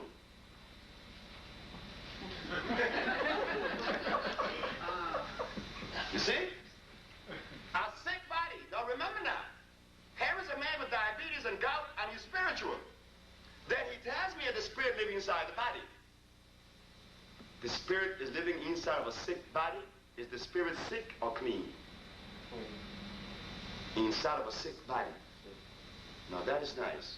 I would like for you to break that equation down after there's a question and answer period. Because we want to hear this one. How could a clean spirit live inside of a sick body? We're going to hear this one today, because this one's going to be new. So we want to now understand that one of the most important things is for us to realize that we're not going to cover this lie and get by with it. In other words, for us to be healthy, we have to return to the base. We are lost between A and B. Well, when you're lost between A and B in the journey, what do? You go back to A and rechart your course, providing you get back. Because sometimes the road is tedious. Like the gentleman said, that comfort was good. They got away from the meat and the chemicals and used the comfort. Just as bad or worse. I just got a message just day before yesterday, before coming here. I was in Puerto Rico. And there was a woman in St. Martin by the name of Grace Richardson. She saw me heal a lot of people there with these compounds that were healed. She decided to undermine me. And tried to undermine me because many people think that I'm not as smart as I should be. Many people think I'm stupid, that I just locked up on these herbs. So they tried to do them themselves. So she decided to do it. She poisoned herself and she died 3 months ago and I didn't know. Me and my son was out walking and we heard the news. Another young lady, this is a white lady. She's from Los Angeles, from Long Beach. No, she's not from Los Angeles, from Long Beach. She came around me and saw me do all kind of stuff, and then she decided to take upon herself to heal. Healing isn't something that you want to do. I didn't want to be a healer. I mean, I was having a ball being simply me. I mean, I don't want to be anything else but me. I mean, I think that the most joyful thing in this world is me being me. I mean, I could walk bare, skinny. I could have no clothes on for the rest of my life. I'm gonna love Sebi, because I love Sebi. And I didn't go to school. I didn't read books. I'm the most unprepared individual in the world for this particular position, so why did God choose me? This is the one that really puzzles me. Why? Because remember now, I didn't choose my position. We all in here would agree that God selects you. Everything happened only through God. This is what you tell me, this is what it is. So you think that I placed myself here on my own? Look, I came from a little woman, or two women that washed clothes. That didn't have any money to buy no shoes to send me to school. Then I had to work at 11 in a dairy farm. Then I had to leave there and go work in a department store. Then I had to leave and went to Brazil. Still haven't been to school. Didn't read no books. Then came as a merchant seaman and left that into box making in California. And all of a sudden, I work for the county as a steam engineer and I'm here as a healer. Now, put that into your pipe and smoke that. You think that I could have really tailored that? I would have to be crazy. I mean, I didn't see myself standing in front of an audience of people talking about I cure AIDS. No way. So why am I here? Because it was divinely put together. Everything is divinely put together, not me. You are divinely put together. You here? You didn't know me yesterday, but you know me now. And I know you. I see you.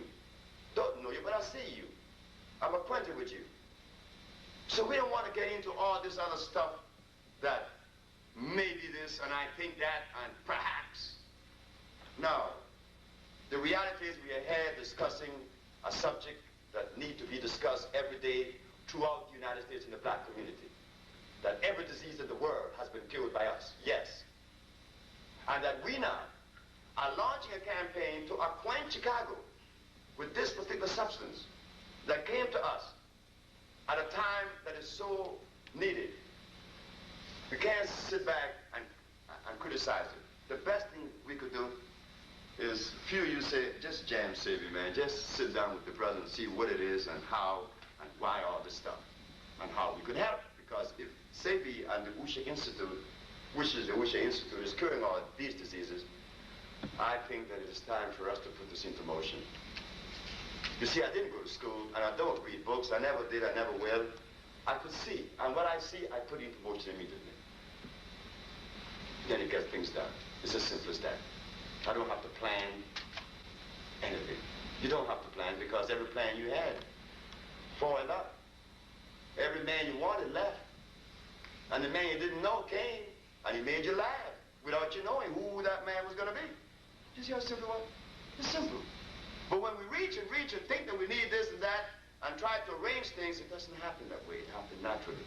I get frustrated sometimes because I said, now here I am curing all these diseases and trickles of people come to here. But one day the voice came and said, you should be satisfied you are alive. If one person sits in front of you, you are alive. And that's the bottom line. Your brother died. And you should be happy that you see God in the manner in which you see God. Because when I go to church, I mean, I see everybody in there telling me, praise the Lord, but they all have diabetes and swollen ankles. So what's going on? I mean, what is going on? You mean to tell me that God couldn't allow these people to be sick and they're praying to him? No. It wasn't God's fault. It's that they were misled. And they're eating food that brings about pain. Because God is merciful and kind. God is just. God is love. And love is the key.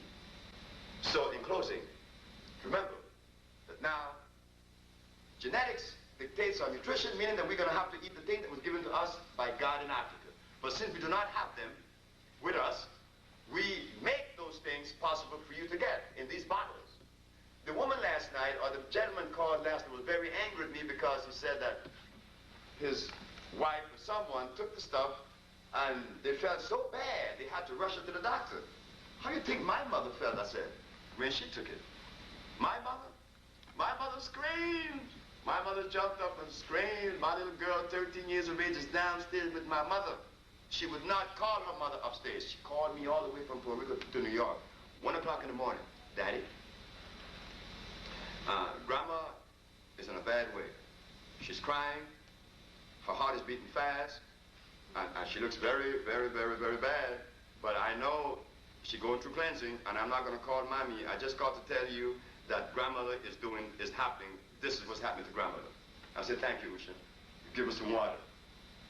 Usha gave us some water, gave us some water, gave us some water, gave us some water. My mother, she's in Honduras right now, healthy. But we have to fight with this 74-year-old woman. Oh, was it her fault? No. My mother was eating stuff that was bad for her for 73 years. Oh, God. Now, her son had to take it out. Her son have to come and take those things out of his mother. Isn't he going to shake the foundation just a little bit? Isn't she going to get a high fever immediately? Because the toxins are traveling out. But the man last night was not like my 13-year-old daughter that understood, that could see. It's about seeing, not about reading books. Because when I was 8, Richard tricked me with a book. Richard knew that I didn't go to school. So there was a book with this cow jumping over this moon. He said, you see, a cow could jump over the moon. I said, Richard, look across the street. You see the cow behind the fence? That cow could not jump across that fence. But it's in the book. Carrots are good for your eyes. They contain vitamin A. But in reality, it has starch. And starch is converted in the body into carbonic acid. God did not make anything that contains starch. That is the secret, fellas. Ladies and gentlemen, that is the very secret. There is nothing on the planet that contains starch that God made. If God had made a substance on the planet that contains starch, God is saying that he does not like his children. Because starch will kill you gradually. It will clog your intestines. It will play havoc on your brain and really do a number on your nervous system. Where when someone talk to you or tell you something, the first thing you think is a lie. But you have to believe it's a lie. Like the little girl in New York when she said, do you really cure AIDS? I said, what do you think? I think you're lying. I said, you're right. I want you to know that you're 100% right. So I'll see you later. So I left. I was happy because I understood why she said that I was lying. You understand now? The 400 years of starch in me. I'm lucky she didn't kill me. You know, little boys kill their mama enough for $5 to buy crack, you know. So just behave ourselves, and that little boy did not start by using crack yesterday. He was groomed for crack by upsetting his hormonal flow, interfering with his energy and his nervous system. So he was a prime candidate for for crack and cocaine. Of course, and alcohol. What you mean? When I drink alcohol, you get a boost, you know. You get stimulated. But isn't this what food's supposed to do? To keep you boosted and healthy, where you don't need no crack and no alcohol. All you need is some water and some good loving, and give some. And it makes things very easy. Very, very easy. Understanding. In our next lecture, we will take it further, because we are preparing a sequence of lectures now. Because in one evening we could not, embrace or try to grasp too much material, because we just don't have the capacity. I find myself talking too long sometimes, because I like to talk about this, because it's easy for me. The reason why the herbs cure, because they contain carbon, hydrogen, and oxygen. Isn't this the basic structure of the human body? Meaning that there is similarity. They call that chemical affinity. Chemical affinity means it's one and the same, alike. They come together, and then assimilation takes place into production. So the thing that we've been eating, we are lucky, we are alive, and we're sitting in here today. And I'm enjoying this because we're pleasant. But the answer is love. But for love to enter, we have to eat the food that is consistent with this machine. It's only mean harmony. That's all it means. We go into a whole lot of hormonal flow and that, biochemical analysis. I could break it down into carbonates, iodides, bromides, phosphates. That doesn't mean anything. The bottom line is, are you doing the right thing? Yeah, okay, treat me. Like the man told me in Mexico. You say you could cure cancer, but I got cancer. You can cure me. It wasn't how and why do I have to trust you, and I don't really, that there's doubts in your head. That because someone says that they cure AIDS and you doubt them, you know what I'm saying for you? That you live a lie. Because if you live truth, whatever anyone tells you, you believe it. Because you live truth. And you would never expect a lie from anyone. See, we live truth. So don't believe that when people make statements and you stand here and say, I don't believe you, that you're getting away. No, you just made yourself a fool. You just showed the world that you are the liar. Why should you even entertain that this person is telling a lie? Why would you do that? Well, I don't know, but I just don't trust him. Well, why? You see, if the person is lying, that's okay. They have to live that karma, right? Not you, but you placing yourself in the position of the liar when you deny that individual based on an assumption. No. Let us put forth understanding and common sense. Because really, we need you, and you need us. I need everybody in this room. Because I need your love, and you need mine. And as more of this we have, wouldn't it be better? Wouldn't it be safer? It's not about challenging me. No. Yes, the Usha Institute is proud to say that we cure all these diseases. Sister Dorothea was in the audience when a lady stood up and said that her diabetes had left, and that's the one I mentioned last night to the gentleman. How could this compound be so good for one person and so many, and yet for one it's going to be so bad? That just doesn't make sense. But he was against it from the beginning, if you remember the program, when he said it last night on the air. He was against him. He said he was against his family taking these herbs. Yet the Bible said the herbs are for the healing of the nations. When he said that he was against his family taking the herbs, who was he really against? God. That's exactly right. But it was not his fault, because I love that man. And I hope that that man called me again. And I hope that I see that man.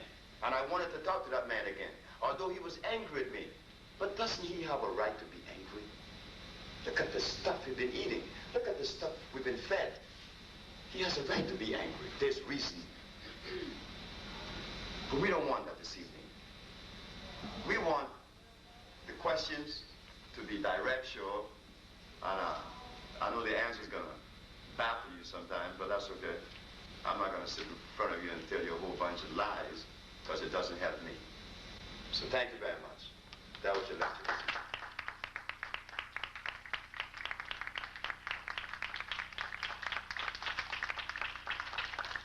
There's a field of question and answer. And this is where the meeting really began, with the questions and the answers. Yes, sir. Okay. I'm taking the herbs from Fig Tree. Yes. But I'm having a difficult time weaning myself off of these other foods. Well, that's what we just explained. This is why Sister Chandra's here this evening, to show you the new food. And I forgot to mention that. Sister Chandra is here to demonstrate a new cuisine. A cuisine that will gradually remove you from the one that was pushed on you, pushed on us, and became so habitual. I know. I have the same problem. When I go to Honduras and my aunt cooked fried fish, oh, I like to go around and just smell it. Because I remember the evening when I used to eat fried fish, fresh fried fish from the ocean. But now all I could do is smell it. And my aunt would say, but aren't you going to eat some? No, I'm not going to eat stuff. I love meat too much.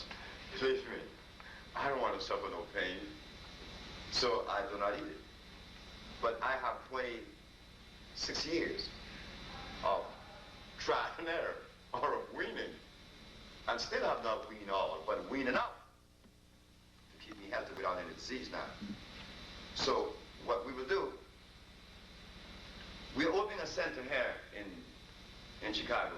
And monthly, we would have, you know, like gatherings or weekly gatherings, showing how to prepare the new food. Taste it, because taste is what you're looking for. Because if I remove you from the food that your mama used to cook for you, well, you're not going to smell those spices and taste that taste, and you're going to soon throw this other stuff away, even though it is good and it's not your fault. So what we have done is to take the least of the harmful things, or the non-harmful, and prepare them in such a way that they would have the taste, and sometimes even better. That it would encourage you to make that transition. Sure, I understand what you're saying, and you're right. That's why Chandra's here today. Next question. Yes. You mentioned fibroid tumors. Can you elaborate a little bit in terms of where those come from? I know you talked about mucus and stuff, what one can do in addition to the herbs to try to... You remember Dorothea? I mean, my sister-in-law. Oh. You look just like her. And you talk like her, ask questions just like her. You answer the question I read, and that's what Dorothea always do to me. She said, Sebi, what about insanity? I heard you talk about mucus, but is that true? But you did. Sure, fibroid tumors is when the mucous membrane has been broken down into reproductive organs. And they begin to accumulate small, little balls they cannot see, and they begin to grow. And when they see them, oh, they're fibroids. And then the fibroids get bigger. And then they burst, become cancer. But it begin with what? Thank you. The wrong food that you've been eating. And I had an example of that in Dominica. And the lady told me to always call her name, 𝐤𝐤𝐤𝐤. She said to mention this, not to be ashamed to mention her name. Ophelia came to me and she had tumors and vaginal discharge profusely and the whole other bit. And she said, you know, that she'd been to doctors, gynecologists, OB/GYN, and the whole bit. She'd been to France. This is in Dominica now, in the West Indies. And I told her I gave her the compounds and the douches, and after about a month or so, she was walking around without any panties. Her vagina was dry, and she was happy. In fact, she even showed it to me, so I could see. And she walked around without no panties, and guess what happened? This was the strangest thing that I was told this by someone, and I put it into motion this particular day. I said to her, I want you to have sex with your husband now. She had not had sex in about a month and a half. I said, have sex with Mark, and she did. And when she had sex with Mark, 2 days later, her vagina was dripping. I mean like a faucet. Now why? If I had cleansed her vagina, how come it's dripping now? You know why? It was draining down like a faucet. Because we learned that when we cleanse the woman reproductive organ. And we have not cleansed her mate. Baby, when your mate eat eggs and cheese and butter and milk and bread and coffee, and that goes into his body that makes up the sum total of his hormonal flow and his hormone, his sperm is manufactured out of what? Acid substance. And now when you ejaculate that sperm into your uterus, you need any more than that? No, you don't. You're gonna break. He's gonna, oh boy, he's gonna discharge all that stuff. You need this acid.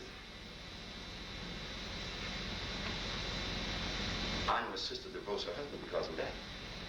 And many, the sisters that came with us today, they would tell you that there are many sisters in New York, because when New York knows us, we've been in now for 7 years, and there's a relationship.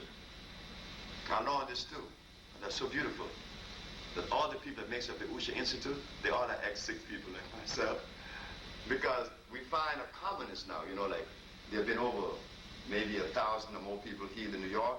So out of that 1,000, about 500 of us still look the company of one another to be around and to talk about the experience.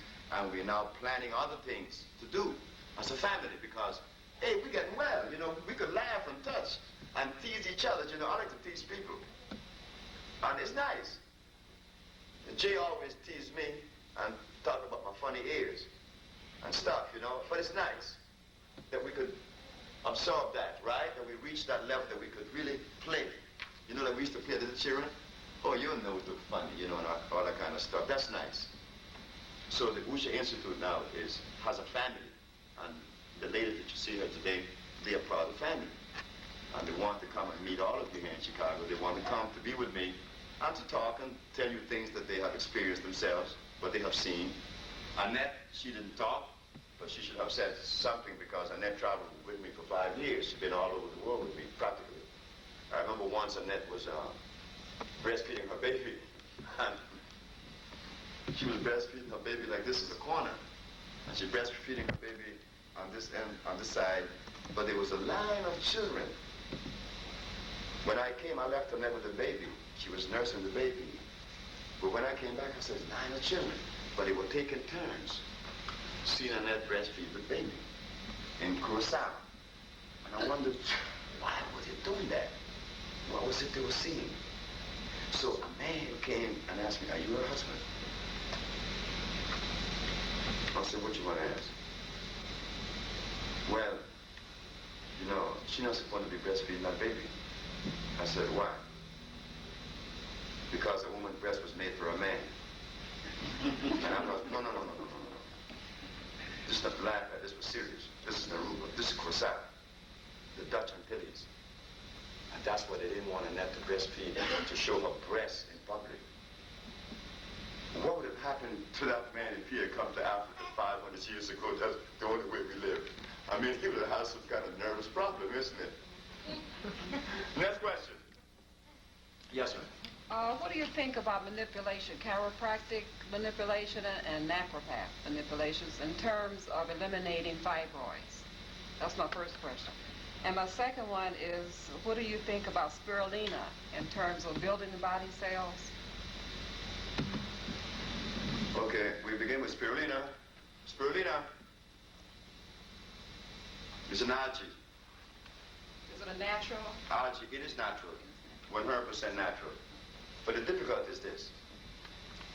In the natural kingdom of life, substance that retain their strength and electrical value are the roots, the barks, the berries, over a period of time, up to a year.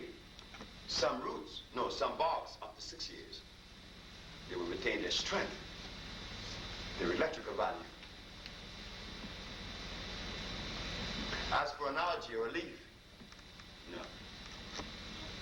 45 minutes after you have removed that substance from its life source, it's dead, completely dead.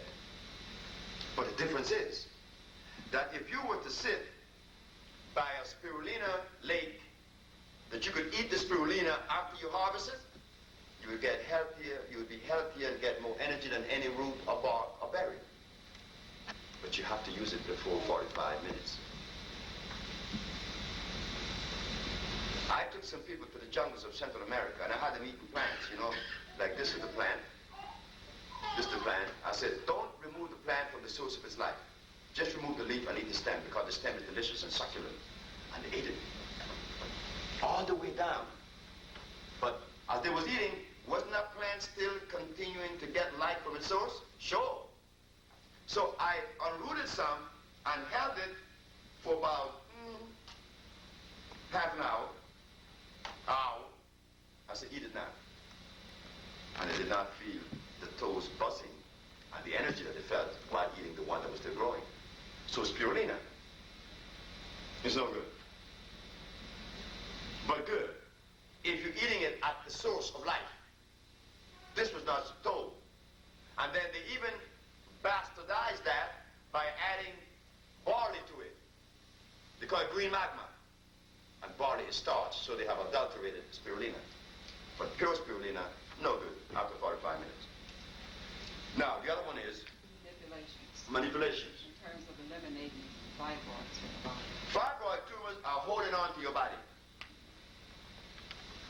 caused by mucus that is adhered to your walls and membranes. I would like for someone to scientifically show me how manipulation, you're going to go in there and release this, just take this away from the walls. I have to see it. You know? You see, I'm the individual that see. You don't tell me things. You show me. Okay? Like George Washington, Benjamin Franklin. Benjamin Franklin told us that he created electricity, invented electricity by a kite and a key. Everybody believed that. That he just happened to be in the right place at the right time, and a lightning came and hit his key. Fine, Franklin, the lightning hit your key. Now you show me, mathematically and scientifically, how we're going to make this transfer. This scientific equation, this transfer from potential, asking about the spirulina, at least you asked. Well, I'm taking it, so. And it gives me energy. I bought spirulina. Momentarily. If you drink water, you get energy. You said momentarily. Let me tell you something. The best it would do is stimulate you, but it doesn't nourish you because it's dead. I used to take spirulina. I used to take ginseng. You know, I used to buy vitamin C and E, and I don't buy anything. Because I remained sick. And I didn't have the energy that I know I needed. Until I decided to go to the plants. The roots, the bark, the leaf. Not the leaf as much as the berries and the flower. Not the leaf, because the chemistry is different. These things are not shown to us. Now, about the manipulation. There are certain instances in which you could manipulate someone and put, you know, like a bone out of socket, you know, or a shoulder back into its place, but removing fibroids. With the proper diet. Well, hold it. With the proper diet, you remove every This disease. comes from a naturopath. The proper diet, you remove every disease. See, manipulation, chiropractic, and acupuncture, all these things came to us, but we didn't have any way to question it. We don't. We didn't. Acupuncture. What is acupuncture, I asked? Oh, it is the intercepting of the nerve endings. I said, fine, why does your nerve endings want to be intercepted? They want to be the transmitter of energy from A to B. Why you want to intercept? Well, we want to intercept to go into the body that the person would not feel the pain, and look, that's viciousness. Open the human body. That's adulteration. It was not made to be open. It would have a zip on it, right? Okay. So we don't do that. No, I disagree. There will be no manipulation to remove no fibroids. The only way it could be removed is that something go into the bloodstream. Say, this the wall, and this the fibroid, hanging onto the walls. Well, when you give someone a substance that goes into the bloodstream, and that substance have to be consistent with removing things from the wall of the intestines, or from the wall of the individual. Removing things that does not belong in you. That is potassium phosphate, a dibasic. And we manufacture that, and we are the only people in the United States that's doing that now. As it adheres, as the substance enters the bloodstream, it goes in the walls and pushes things away. Doctors try to cut it out, but there is no knife that could separate this fibroid from the walls of your uterus. You're going to cut into you now. Or if it doesn't cut into you, you're going to have to leave some in there, and that's infection. But if you give the person something to drink that goes with the bloodstream, and where doesn't the blood go? Like when I gave the man the stuff in St. Croix. His name is 𝐦𝐨𝐬𝐬. He came because he had gout. He said, look, my gout is bad. I heard that you eat people. So his shoes was cut off, and I gave the substance. 2 weeks later, he came back with his wife.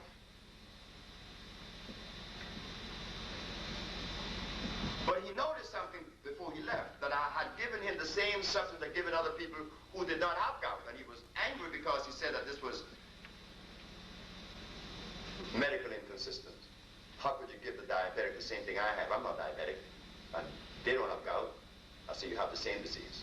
You have mucus. The mucus is in her pancreas, but it's in your toe. So what happened? As he took the substance, he came back in 2 weeks. He came with his wife. He came back and he sit there, powerful. His name is 𝐸𝐸𝐸𝐸, a Puerto Rican. I said, how you feeling? No, his wife said, tell the doc how you feel. I said, he doesn't have to tell me. He's wearing shoes that is close to me. When he came, he had his shoes cut off. Oh, that's not what I'm talking about. Tell him how you feel. Well, doc, my energy's back, and, I'm feeling stronger. Tell them, man, how you feel? Well, doc, I wasn't having sex in 2 years, and I'm having sex again. And she laughed. That's what I like about you woman. Man doesn't give you guys that much credit, though, to have that patience. See, we're really afraid of you. And when a man cannot have sex, you know what comes to his thoughts?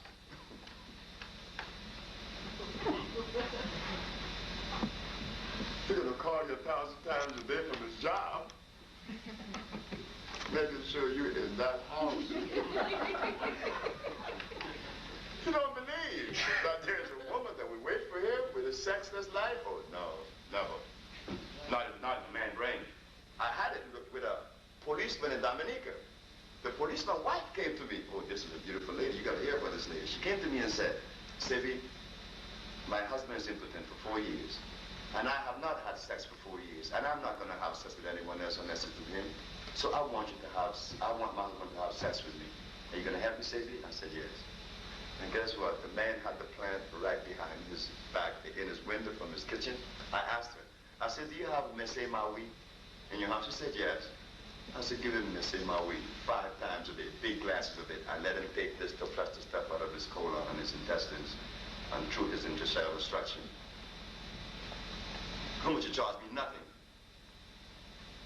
Because I just recently got to Dominica and I want to show him what I could do. So she goes and she gives him the stuff and she boiled the plant, 𝐦𝐸𝐸𝐸𝐸. Who from the island? Anyone from the island? Anyone been to the island? Okay, those of you who've been to the island, do you remember in Jamaica or any place that you've been, there's a plant that grows that when you touch it, it goes to sleep? Has a lot of thorns on it? They call it dead and wake. Oh, you remember that? Thank you very much. That is the plant.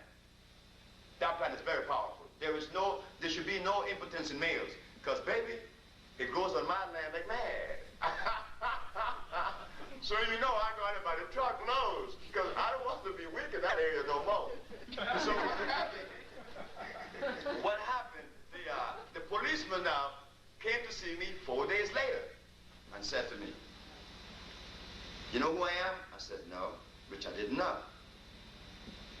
He said, I want to ask you a question. How could you heal someone without seeing them? I said, because you don't drink me. You drink a substance that makes you well. You don't have to see me. You don't drink me.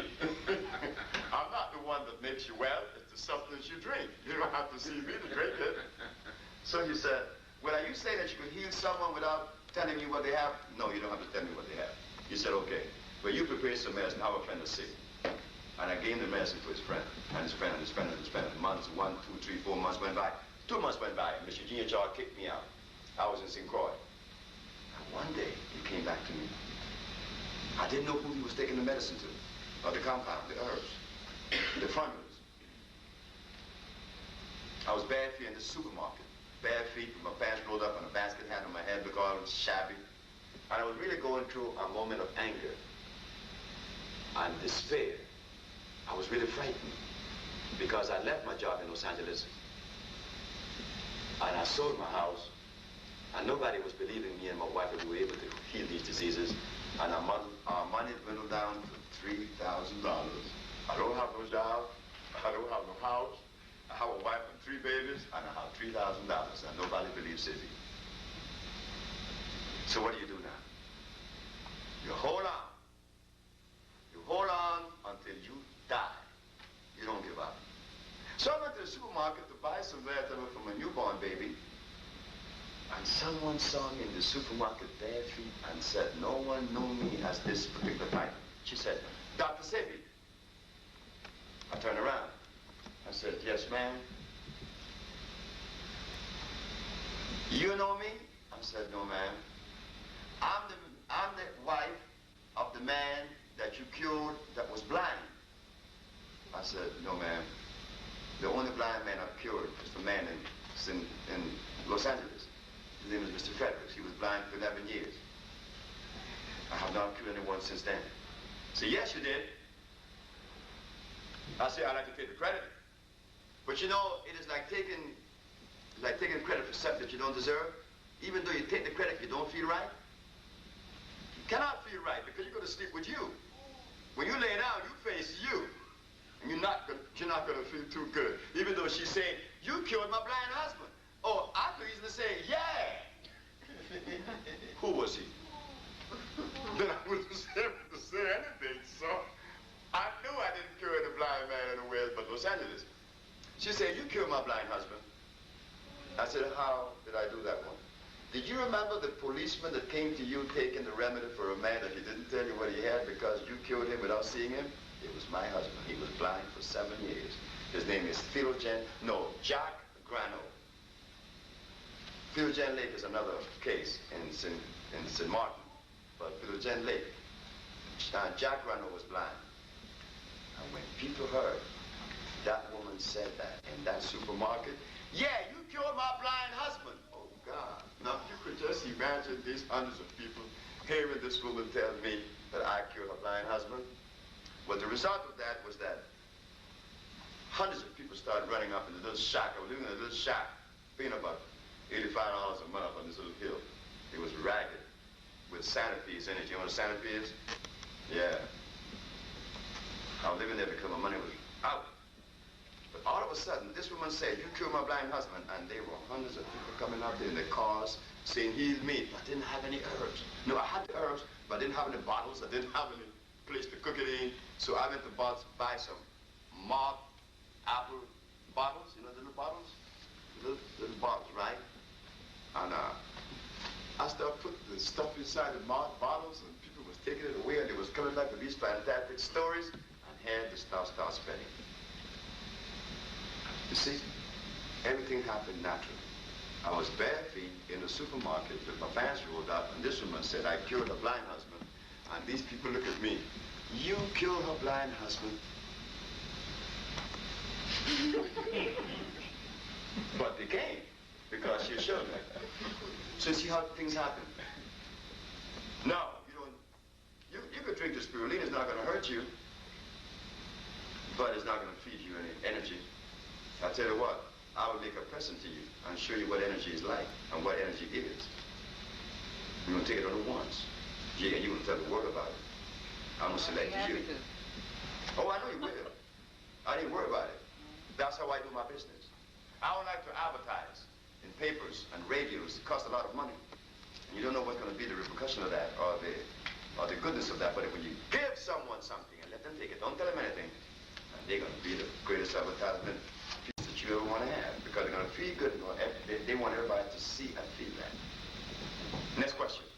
Yes, ma'am. Does the product uterine vaginal wash help with severe cramps associated with endometriosis? Well, what happened here, it is one of the package, it is one in a whole package. We want to go inside and deacidify the blood. We give the douche to cleanse that specific area where the concentration is most. But if you want relief from the itching and the discomfort, it would immediately show you that. But you still have to go inside to get the whole therapy. But you could use it. It helped tremendously. Yes. Also, what's the good product for high blood pressure? High blood pressure, there is no problem. It is a therapy. You see, we have products on the market that sells on the shelf. Say you're feeling kind of low in energy. Well, you go buy a bottle of Maya, and your nerve are not too cool, and you buy a bottle of Nervino, and you buy a vitamin. And there's a salve, that you have something wrong. Oh, this salve is tremendous. Look, this salve, people told me about the salve. I made a salve for a young sister in Washington. Her name is Eva Britt. Eva Britt was suffering with rheumatoid arthritis from age 12. And when I met her, she was 40. 28 years in a wheelchair, stiff. She was stiff. And she could move her fingers, just slightly here or there. And this machine that was made special for her, I made the salve to go into her joints and break up the calcification. So I investigated all the herbs around the world that was highest in phosphate, and I found them, and I put them together, and I made the salve. And boy, I rubbed Eva with the salve, and Eva was crying like she remembers she was crying like she cried when she was first getting her arthritis. But she was wise. She was not like the man that called me last night and cursed me out because of his family. She knew that if this stuff brings pain, it's doing something. And guess what? Eva is not walking like I walk, but guess what? She's walking. Hey, she's standing up now. She's walking slow. And she told me something that I would have never associated with someone in a wheelchair. Guess what she told me a few months ago? She said that the greatest thing in her life now is to walk the streets of Washington and how people rub against her when they're passing in a crowd. One never knows how sweet that is until you're in a wheelchair for 28 years. I said, what? She said, that's what you brought into my life. People not touching me. And they walk by me. But this that? She said, Eva started putting the salve on her breast because there was a little kind of a lump there, and she put it every day. She put it every day, and the lump disappeared on her breast. And one day, a woman called me and said, "What you have for hemorrhoids?" I said, "I have nothing." Boy, I rubbed Eva with the salve, and Eva was crying like she remembers she was crying like she cried when she was first getting her arthritis. But she was wise. She was not like the man that called me last night and cursed me out because of his family. She knew that if this stuff brings pain, it's doing something. And guess what? Eva is not walking like I walk, but guess what? She's walking. Hey, she's standing up now. She's walking slow. And she told me something that I would have never associated with someone in a wheelchair. Guess what she told me a few months ago? She said that the greatest thing in her life now is to walk the streets of Washington and how people rub against her when they're passing in a crowd. One never knows how sweet that is until you're in a wheelchair for 28 years. I said, what? She said, that's what you brought into my life. People not touching me. And they walk by me. But this that? She said, Eva started putting the salve on her breast because there was a little kind of a lump there, and she put it every day. She put it every day, and the lump disappeared on her breast. And one day, a woman called me and said, "What you have for hemorrhoids?" I said, "I have nothing," which I didn't. She said, "Yes, you do." I put your salve on my hemorrhoids and it was sucked up in less than 5 minutes and the pain was gone. I said, oh, wow. Then a dentist called me from Memphis and said, what do you have for mouth lesion? I said, nothing. Yes, you do. I'll put your salve in people's mouth and the lesion is gone in 24 hours. Try it in yourself and you see with bleeding gums or anything. This salve is good. So this is a shelf product. But when you come because you have high blood pressure, now I have to get inside of you and put you on a diet, look over you, and give you something to gradually break up the triglycerides and break up calcification and carbonation. Calcification and carbonation both inside the body. And I have to be with you. I have to hear your aches and pains, like my mother. So I have to be with you now from a therapeutical approach, not just from a product you're going to buy off the shelf. No, those are supporters. She needs more than a supporter. She needs something to go into her and remove obstruction. We have something to that too. Yes, ma'am. There are a lot of herbs you say that we should or should not take. I wanted to pass some of these herbs by you.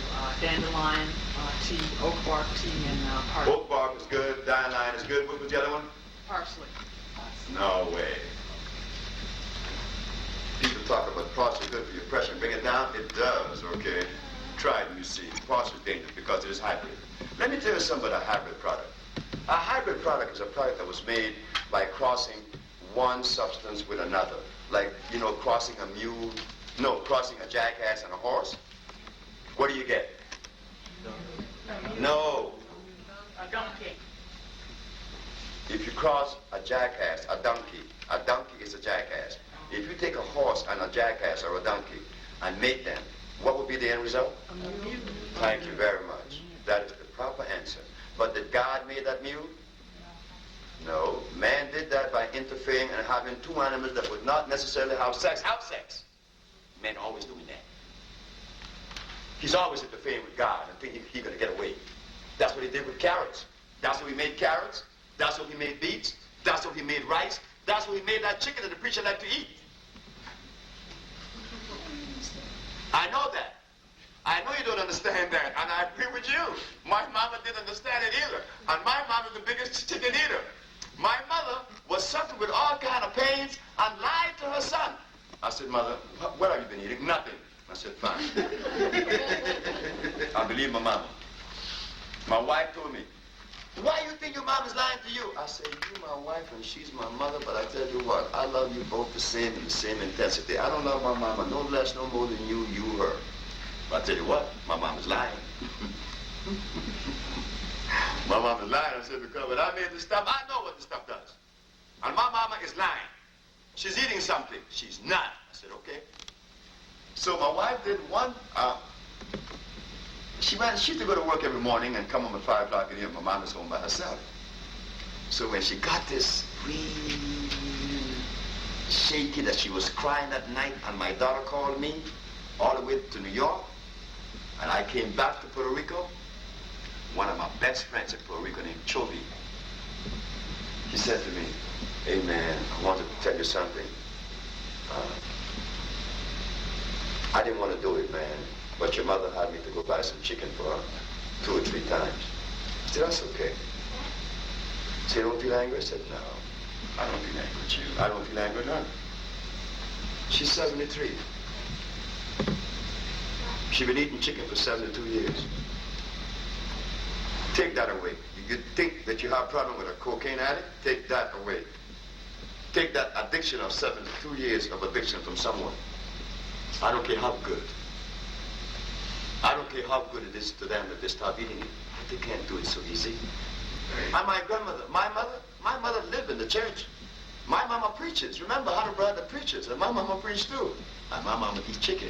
And one day I showed her, I said, look, we're going to stop making excuses for one another.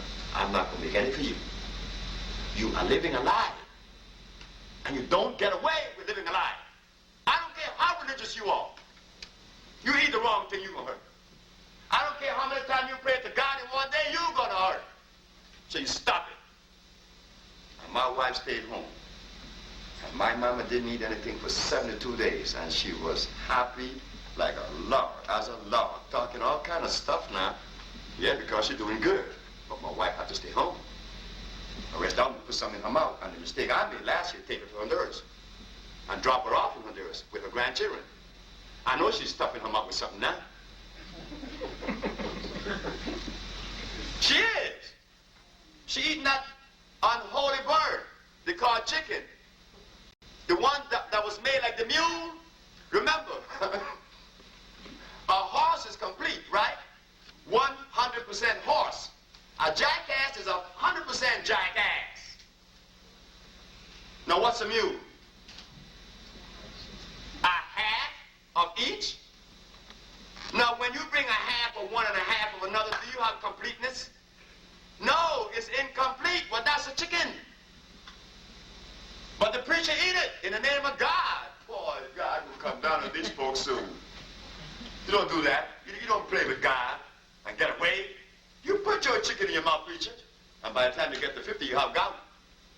And I know because I have serviced a whole lot of preachers in New York, and they all have gout and diabetes. You think the man that preaches God's word should not be rewarded by God? Sure he should. And he will if he take God's path. But don't talk to me about God every minute of your, every word that you use, praise the Lord, and you're another Jimmy.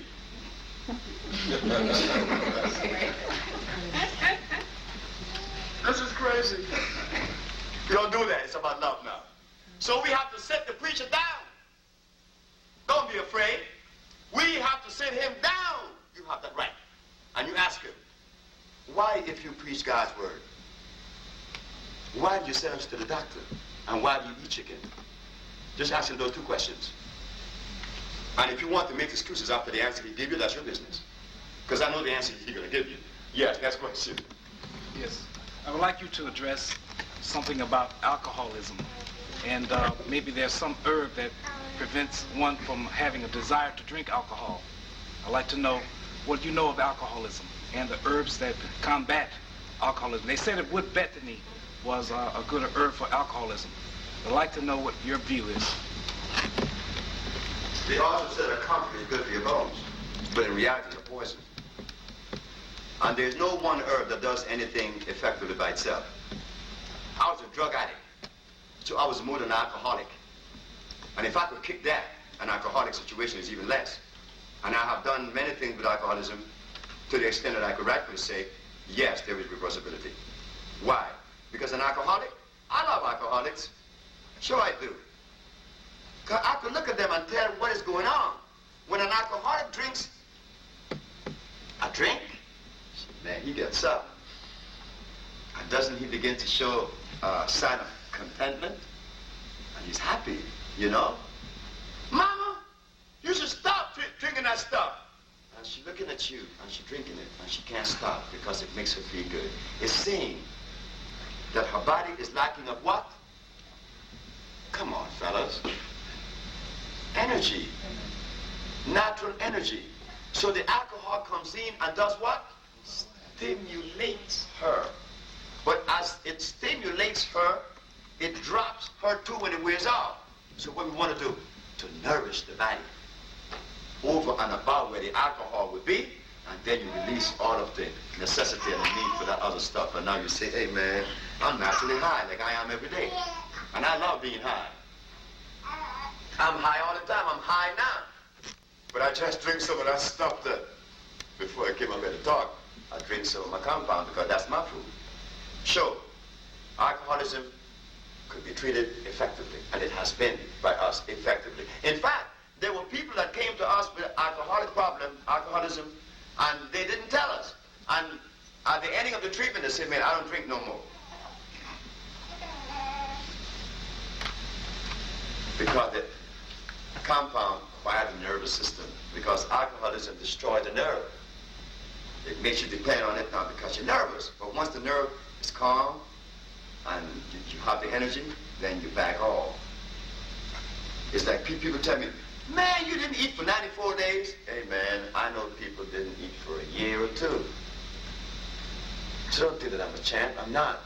I'm drinking these Mayas and these tonics that I make. You try them and you see. But to the person who have not tried it, they would think it's difficult. It's not. Everything is easy once we understand the path. It's like when I first came to Chicago, I didn't know anything about Chicago. I got lost 3 or 4 times and still getting lost. But I know the Dan Ryan freeway. I could get myself to the Mile Hotel to the place on Stony Island, which is 8549 Stony Island. But it makes sense now. I know the road. I leave my hotel, and I take the Dan Ryan. I get off on 87, and I go across, and I'm on Stony Island, and I get to my place. But I see the road now. But when I first came to Chicago, I didn't see that road. I didn't know that path. But now I'm acquainted with the path. And without even thinking, I do it. Because Octavia took me on the path. Sister Octavia, who works with us, who will be working here at the Institute. So it is just a matter of being placed on the path. And everything becomes easy and simple. When you get on the path, you will see. Sebi, you know, I used to believe that you were smart when you said you cure AIDS, but hey, that's the easiest thing. A sister told me that just recently. I said, but look, I never tell anyone I was smart. It's just that people are so far away from reality that when reality comes, they think you have to be a giant or an angel to do this. It is fantastic. Sebi, you are strong. Sebi, you are bad. Sebi, you are smart. And I am none of that. I'm not strong. I'm not weak. I'm not smart. I'm not dumb. I'm me. But I see certain things. And in that sight is what you get. Last question. Oh, yes, sir. Let me see. The sister. I can't say last. Two more. Good. Dr. Sebi, I should bring my whole family to you, really, one by one. But I'd like to know, well, what is this? You will be going like on a fast when you're not eating, or? Yeah, but we would not put you to fast immediately. We would just remove you from certain foods. But we will replace them with others. But down the way, you will go on the fast. Okay. Like Dockwell or like Gwen Perry. We have to bring some tape next time. When you come to the Institute, we're going to have a tape player that you would see certain people that was healed and hear what they have to say and what they did, what they experienced going through the healing journey. When Gwen came to us, Gwen said that she wanted her hair to grow back. And guess what? She came to me for 3 months and no hair was growing back. One day she cursed me out, called me all kinds of sacks of so and so and so and so. But in that, because I had been so long into the healing, I could absorb that and I could, you know, invite that without any adversity. So she became my friend. And one day. Do you have a list that you can give us the word thanks to eliminating? Oh, we have a list for everything. Okay. Yes, sir. Then the sister.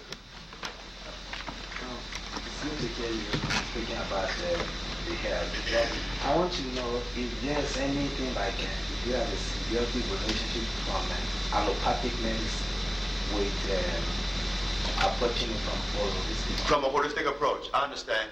Where you from, brother? Yeah, you Gary. Even based on Gary, I'm against Gary because it contains arsenic. I'm against it. That's right. It contains arsenic. That's right. You see, I didn't say that, but cassava. I know. That's right. It contained arsenic. Look at that. Now, I'm glad you have. Okay. No, there's no relationship with me and the allopathic.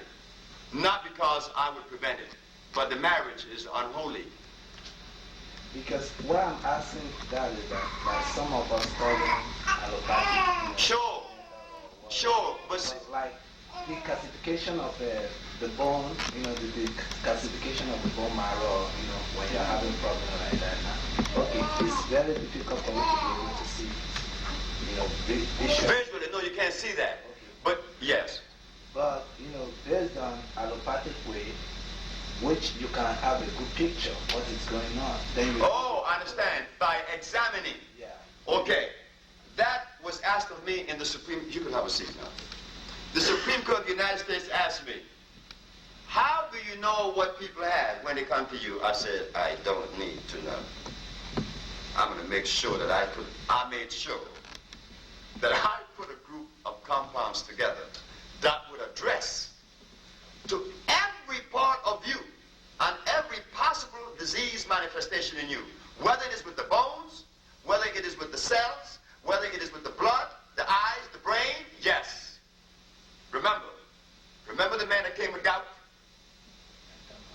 in Puerto Rico, in St. Croix, the Puerto Rican. He came with gout, but didn't the same compounds remove his sexlessness? Well, did I make something? Did the same compound address to gout and to sex and to eyes? Yes, it does. You see, we are African like you are. Everybody has Africans. And the African is an individual that he, when it rains in the house by drops, he doesn't put a bucket to catch the drop. What he does? Close the hole in the rope. He closed the hole in the rope. The white man doesn't move like that. He put the bucket and let it drip. Then it overflows and you have a bigger mess. So as Africans, we always approach things from a natural perspective. Always. But you and many other Africans like myself and many more who go to school and learn the perspective of medicine that is known as the allopathic, is that African? No. So what business do we have with it? God did not give us that. You see, the African knew everything. And I know that. But the African today, not only in Africa, because he's a violator too. He's a gross violator. Imagine the Kikuyu, right? Doesn't he drink cow milk and blood? And doesn't he die very young because of a liver condition? Sure. But now we're growing. We're growing now, right? And we're learning. There could be no marriage with the allopathic and the natural. Because one is carcinogen and one is natural. One is eroding and one is nourishing. There's a difference. The pH of 7 makes a big difference. The pH in the allopathic medicine is below 5, which is acid. But all the herbs is above 9. This is on the halogen ion scale. pH, yes. Yeah, but while we're still on the topic about motherland Africa, let's also discuss malaria. What is your views on that? Malaria, again, is a deficiency of folinic acid, they call it. Folinic in the liver.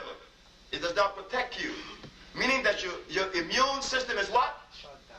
That's right. That's the only way. That's right. There's a man who's a medical student, but he can understand, and you do too. And all of us have that. There's nobody in here that's crazy or less intelligent. We understand when something is consistent, we understand it. So when you have any disease, that doesn't only go for malaria. What about for TB? What about for pneumonia? What about for asthma? Your immune system has been lowered. If your immune system was up to par, you would not have any disease manifesting. Sir, the sister then you. Yes, ma'am. Dr. Sebi, I was wondering, in regards to your list of foods that are detrimental and foods that you should eat, I've never been a bread eater. I started eating the rye bread and eating the wild rice. And I've been eating it almost every day because I've fallen in love with it. And I was just wondering, can you eat that in excess? Can I eat too much? Like some mornings If the rye bread is 100% rye, you can eat it for the rest of your life and it will not hurt you. That's the one protective measure that the naturalness has.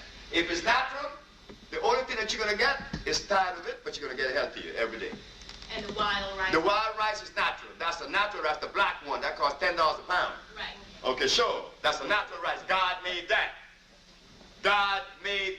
Oh, I'm glad you agree with me. That is true, sister.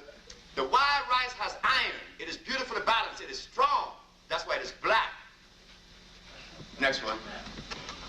Yeah, I want to invite you to the black church. I happen to be a preacher. That's very good. And I just couldn't sit any longer with the way you were treating the black church, since it's all we have as a people. And the next time you come in town, I'd like to introduce you to some preachers that have not only done 40-day fast, but are not eating chicken. And the other meats. Yeah. Well, let me just finish.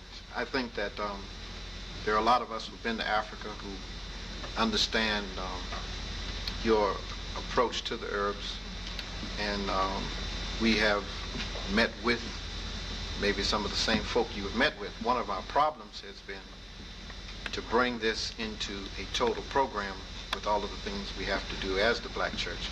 But I would hope and pray that now that you're coming into Chicago, that you would first allow the black church to invite you and allow some preachers to sit with you. And I guarantee you that with the preachers that I know, they'll be glad to allow you in their pulpits. You'll have larger rooms than this because you'll be in the black church and not at the Hyde Park Hilton. And I think that since the black church is the base It's all we have. I wouldn't want you to make a historical error and not stop by and see us. And I'll be glad to leave my name and number, because you need help at marketing this to save our people and not rule out the black church by saying all. The other thing I would like to caution you, especially with young people, is this whole idea that you don't read. No, that's me. Yeah, but the point is, the fact of the matter is, my brother, that you do read. No, I don't. Could I finish my sentence? Could I finish my sentence? Because I heard you 5 times say that you do not read. We have young people who we feel that both education, religion, economics, that there are some kind of eternal truths inside the black community that we need to hold dear. I understand the spirit of what you're saying. But there are young people who will go home and say that Dr. Sebi said he didn't read. When the fact of the matter is, you know what to read and you know how to explore, because your first premise is that you must see it. I've been to Africa and the Caribbean, and I've got 3 degrees. But I got a thing called common sense. That when I go and talk to the Muganga and the rest of the brothers who have the truths, I listen to them because we're oral people, which is another level of reading, because you even have to hear the words. Oh, I understand how you said reading. So so reading isn't limited to a European framework of reference, because in Africa there are no libraries. You're right. Because we operate off of oral tradition. And I understand the spirit of what you're saying. Yes, you're right. But you have, as a prophet of medicine, you have a responsibility for your language, so that I pick up your spirit because I'm spiritual. I've done 40-day fast. Know where you're coming from. We'll buy all your products today, tomorrow, and the day after. But I have a responsibility as a preacher. I can't sit no more and let you just be reckless with the language when there are a lot of people who need to know the truth without your approach. One last thing. I would hope, Sister Drew, that we bring up some more naturopaths, because a lot of us are heading into this health thing real deep, and we don't know who to believe. That's true. When you go to Fultonia, who has took care of Dick Gregory, brought a lot of us on 40-day fast, worked us through, but she's going to sell you carrot juice. Amen. She's going to sell you celery juice. Now somehow, you all who are our last stop on the nutrition bus line, you all got to hurry up and get in a meeting. And I'll be glad to give you my church free. Whatever these crackers are paying you to sit up in here, I'll be glad to give you my church free, so we can have a major discussion on what does it mean to be healthy, what does it mean to have a nutrition strategy for us to take not only into the black church, but into the black community. I'm working with black farmers. I'm the only preacher in this town that has produced a marriage between black farmers down south, black businesses, black consumer, with the black church as the wedding. We're bringing up brown rice from Tunica, Mississippi. You need to meet with the farmers down south, because there are 300 black farmers that own over 5.5 million acres of land in a group called the Federation of Southern Cooperative. I'm leaving next week going to Georgia, Fort Valley State, where there's 100 and some odd preachers in Georgia, farmers in Georgia. You need to start working with them to explain to them what kind of foods ought to be delivered up to us, because we brought 3,000 watermelons in this summer in 15 different sites. We're bringing up sweet potatoes. So if there's some hybrid foods out here, the black farmer ain't got no problem if you give him the information. So I just think that you have so much, and we don't know how long God's going to keep you on this side of the river with us. That's true. That you have a responsibility to kind of get into strategy sessions rather than rapping sessions. I think you're the same gentleman that I heard a couple of weeks ago, the Luwanga, Charles Luwanga. You were on WVON, I assume about a month ago or 2 months ago. Be that as it may, I count you as a prophet of medicine. please feel free to come to my church anytime, set up all the seminars you want, because in this town there's a nationalist syndrome that's anti-church. Yet they outside the marketplace of where the black community is. And I'm the only preacher in the town that gave Farrakhan the key to his church, gave the Hebrew Israelites the key to the church, and the nationalists, when I can catch them, to come on back to the church. And I think it's all we got. And I just think we have a responsibility to take care of our own.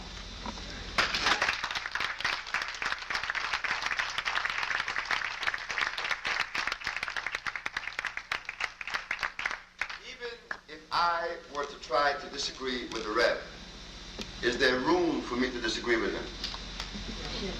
Huh? There's no room for me to disagree with the Rev. But what the Rev does not know, and I should make him know that. And I am glad that he expressed what he expressed this evening to me and to us all. Because what he said, everything he said, was 100% true. In my journey, I have been hurt so many times by preachers. I mean, hurt to the extent that guns were drawn on me by preachers.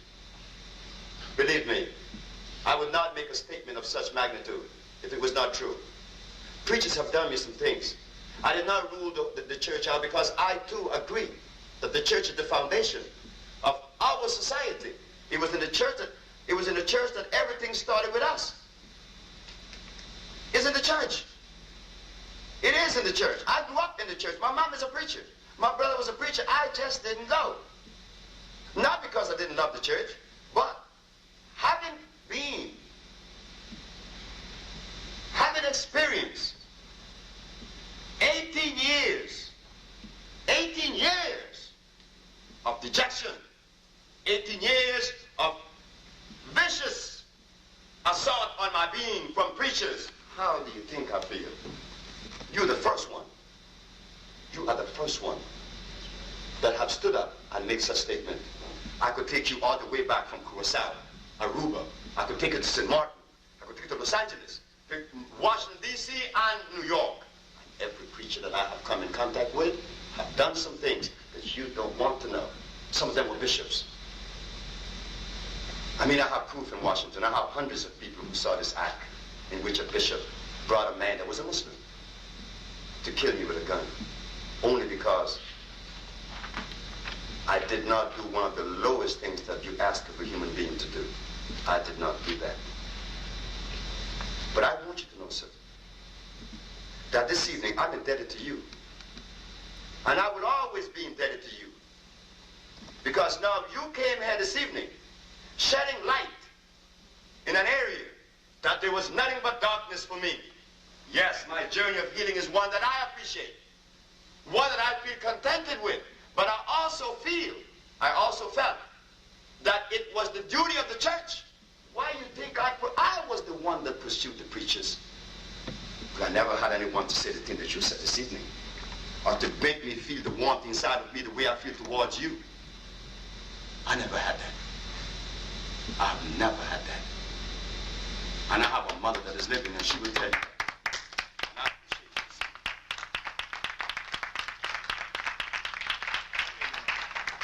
Let me try to point out to you that I've been hurt by preachers. And I worked with Martin Luther King. They didn't accept him in this town, preachers. And I've been hurt by black women, and I've probably hurt black women. But I don't stop loving black women. No, I just don't. In my pain. Nor do I stop loving preachers. That's right, neither do I. I'm going to say it one more time. There are a new group of preachers who have been called by God but been rejected by the church, but got a church. You could come to my church on Sunday morning and run a bowling ball through it, because I don't have a lot of folk in my church. But ain't too much goes on in this town that I'm not a part of it, and change the course of history with my little church. And I was the only man that Martin King ordained. He only ordained 3 men. The other 2 were assistant pastors of his daddy's church. I'm the only one alive. The fact of the matter is, it ain't the church that called you. It was God that called you. That was my mistake. And once you are clear that God called you, you ain't gonna get no hand any better than his only son, who the whole church lynched him. And his name was Jesus. And they lynched him, hung him on a cross. So I want, the next time you come in town, I want to publicly give you the keys to the church, because you don't need to receive the pain by yourself.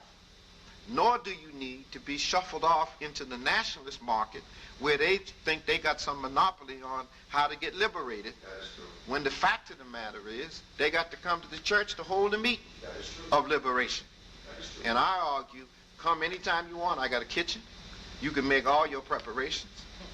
I got a gymnasium. I've got classrooms. You can do whatever you want because it's righteous. And you might make the difference in our people's behavior, especially in a town like Chicago, when you come up with the kind of formulas and the kind of prophetic understandings you have from the motherland and from the Caribbean. Thanks for the time.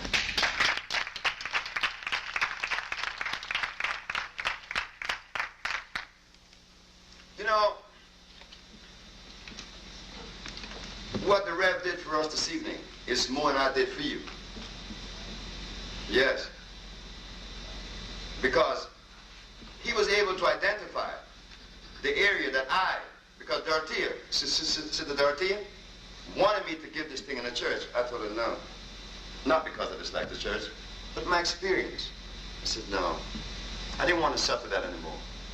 I mean, you could only take so many bruises, you know. Especially us men, you know, I'm weak.